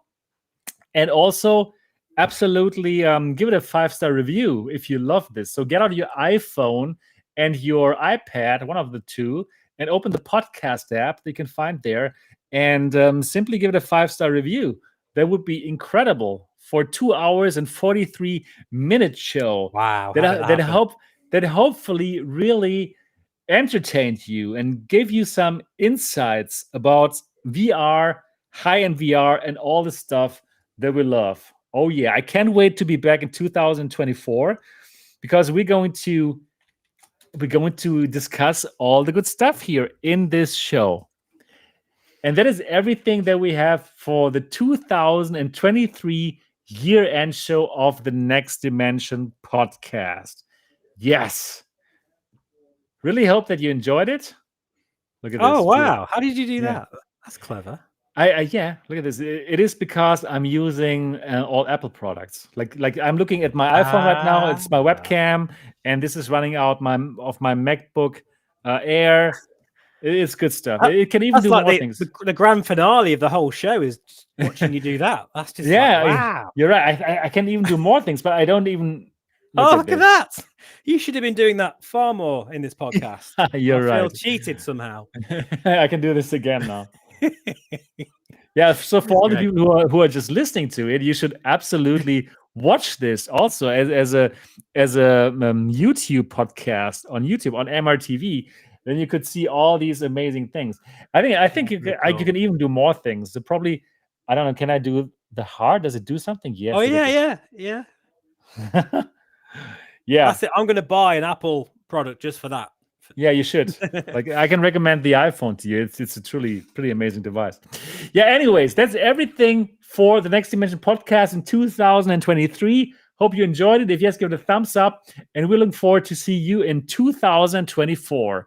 Until then, bye-bye. Take care. Yeah, so that's it. Okay. I want it to do that as well. Oh. Yeah, you need some Apple device. You don't have any Apple device? No, I've never owned an Apple product in my life. You should. It's fun. It's crazy fun. I didn't expect it myself. I was always the Android and PC guy. Yes, that is true. Right? And then I just tried it, and now I'm so hooked. I think everything feels like magic. It's great. Well, they do have the best UIs and sort of slick. Yeah, everything is just integrating together so well. Yeah. Like it's fantastic. Like for example, here with Restream, when you choose the video source, right? It automatically saw that I have an iPhone here because I'm using my MacBook here to stream everything, and it directly uses now my iPhone camera as a webcam, which is much better than my standard webcam. It's great. Yeah. Anyways, it is clever, but once you're in that ecosystem, that is it. You are locked into it. You can't get out again. Totally, yeah, it's true. And the thing is, I don't even want to get out of it because everything is like playing together so well. Yeah. Anyways, especially next year with the Vision Pro. Exactly. So. Honestly, that is honestly why I bought an iPhone. You know, it's terribly expensive and stuff, but I want to have that iPhone to make that 3D spatial videos. That is one headset I will not be showing next year. Or I don't think I will be anyway. So I'm going to be glued to your channel to check that out. And see if you can make me buy it. We'll see. that is my special power. I can make you buy headsets. That is my special power. So yeah, it is. Get those $3,500 ready. Because I'm going to make you buy things. That'll be bad if I end up buying the XR4 and the Apple Vision Pro next year. That'll be very bad. And good at the same time. Yeah, right. So yeah, the for next year is going to be exciting as well because of the Apple Vision Pro, because people are going to be able to try it out in person at Try My Tech. So everything that's happening now on Try My Tech is basically just a test run for the Apple Vision Pro to come out. So it's going to be amazing because in the UK and in Germany, the Apple Vision Pro is not going to be available, but it will be available in certain Try My Tech places. Yeah. So probably, I would love, probably, if you want to join the Try My Tech flagship experience, then we could probably talk about an Apple Vision Pro going your ways. Maybe I can set up some sort of VR den in the jungle here, and that would be good. That would be good. Yeah. Sparky Sven says, "Sell my Beamer to buy all those headsets." Never. I'd never do that. You never know. Yeah, 2024. Yeah, it was amazing, Steve, to have the show with you. And yeah, I was also feeling, let's just do a quick show, like 1 hour and 30 minutes. But Always happens, doesn't it? That kind of never happens because we are so excited about this topic, and I can talk with no one about it. Like obviously, I talk with you guys. With you guys, I can really get deep into it. And also with the German community, I have the same talk tomorrow with other people. But it's just amazing to have you guys to talk about it, and then to have people to watch us who are equally excited about people finally talking about the stuff they care about is a good feeling. It's funny when you said about the fact that when you experience something so amazing, you want to share it with everybody. That's the whole point why I started a channel in the first place. Right. I was so amazed with VR. I had to tell someone about it, and my sort of friends and stuff that they don't really understand it like the wider VR community. So I just had to sort of tell anybody about it, and that's why I love this community, because we can all sort of get together and just experience it and just share that enjoyment together. Me too. So, yeah, superb. And exactly. And it's also actually really fun that we are these kind of content creators who are really like catering to the high-end VR people, right? Like who love the crystal, who are excited about the Somnium, and that we are not only doing like the quest things, and for the people who only do the quest things, those creators, that is totally fun as well. But it's just fun that we are those high-end dudes who are even more crazy, who are even more crazy. Yeah, totally right. It needs as much exposure as possible, because I think when people realize what this technology can do, then they can appreciate it and actually understand why these things are the price they are sometimes, but also how that's going to shape the VR industry moving forward as well. Exactly. So you felt it today, how I got a bit excited about the pricing, right? When I was getting a bit salty about people bashing companies, because it's hardware is so hard to do. And if a small company makes something like this, and you expect them to be able to price it as deep as cheap as something else, it is just not realistic. So I hope that people understand it, how hard it is for a European company like Somnium to build a VR headset and to price it competitively. It's nearly impossible. So give them some slack. Yeah, absolutely. That's what I can just give them. Same with the Big Screen Beyond as well. Those guys, they're so passionate with the headset they're making. Yeah, I love it. It's most of the time, these people, these high-end manufacturers, they're born out of their own passion themselves. They're kind of like me and you, really, but they're just in a position where they're able to then make their own headset. And if we can sort of support them the best we can, providing their product is as they say it is, then hopefully it's as good as we hope it. And then I think it's unbelievably amazing that the Big Screen Beyond only cost $999, at least in the States, right, for what they offer. Anyways, that's really exciting things if you understand how hard it is to make hardware. Anyways, that was my rant today. I really hope that you guys appreciate that we sit here on a Saturday and talk about VR for 3 hours when we could spend the time with our families on the Christmas market. You know what I mean? Yeah, especially in Prague, absolutely. Yeah. So guys and girls, don't forget the thumbs up. It really means something for us. And also, don't forget to leave a comment. How does it feel to finally watch a Next Dimension podcast after so many weeks of not hearing us and watching us? So let us know. Let us know in the comment section how much you missed us. This will give us the motivation to give you more 3 hours shows ranting about things about VR. I think what this podcast does offer, we're very natural with it. We never have we do. As you can probably tell, we're very no script. We're just basically very passionate Yeah, we just like to talk about VR, like we're in the pub, and I feel like you guys are there, sat around with us, and it's exactly. So yeah, I love this show. I love this show, and I'm glad that we did this amazing, nearly 3 hours, 2023 year-end show. So go crazy in the comments, please. Really, if you love this show, if you're still watching right now, go into the comment section and leave us a whole article about what you thought about today's show. It would mean the world to us. We are going to read it, and believe us, we do read it, and we appreciate every single comment. So do that now. Okay, now I'm finished. let's stop this. So thank you, thank you, and talk to you all next year. Until then, bye-bye. Take care, everybody. Merry Christmas. Merry Christmas.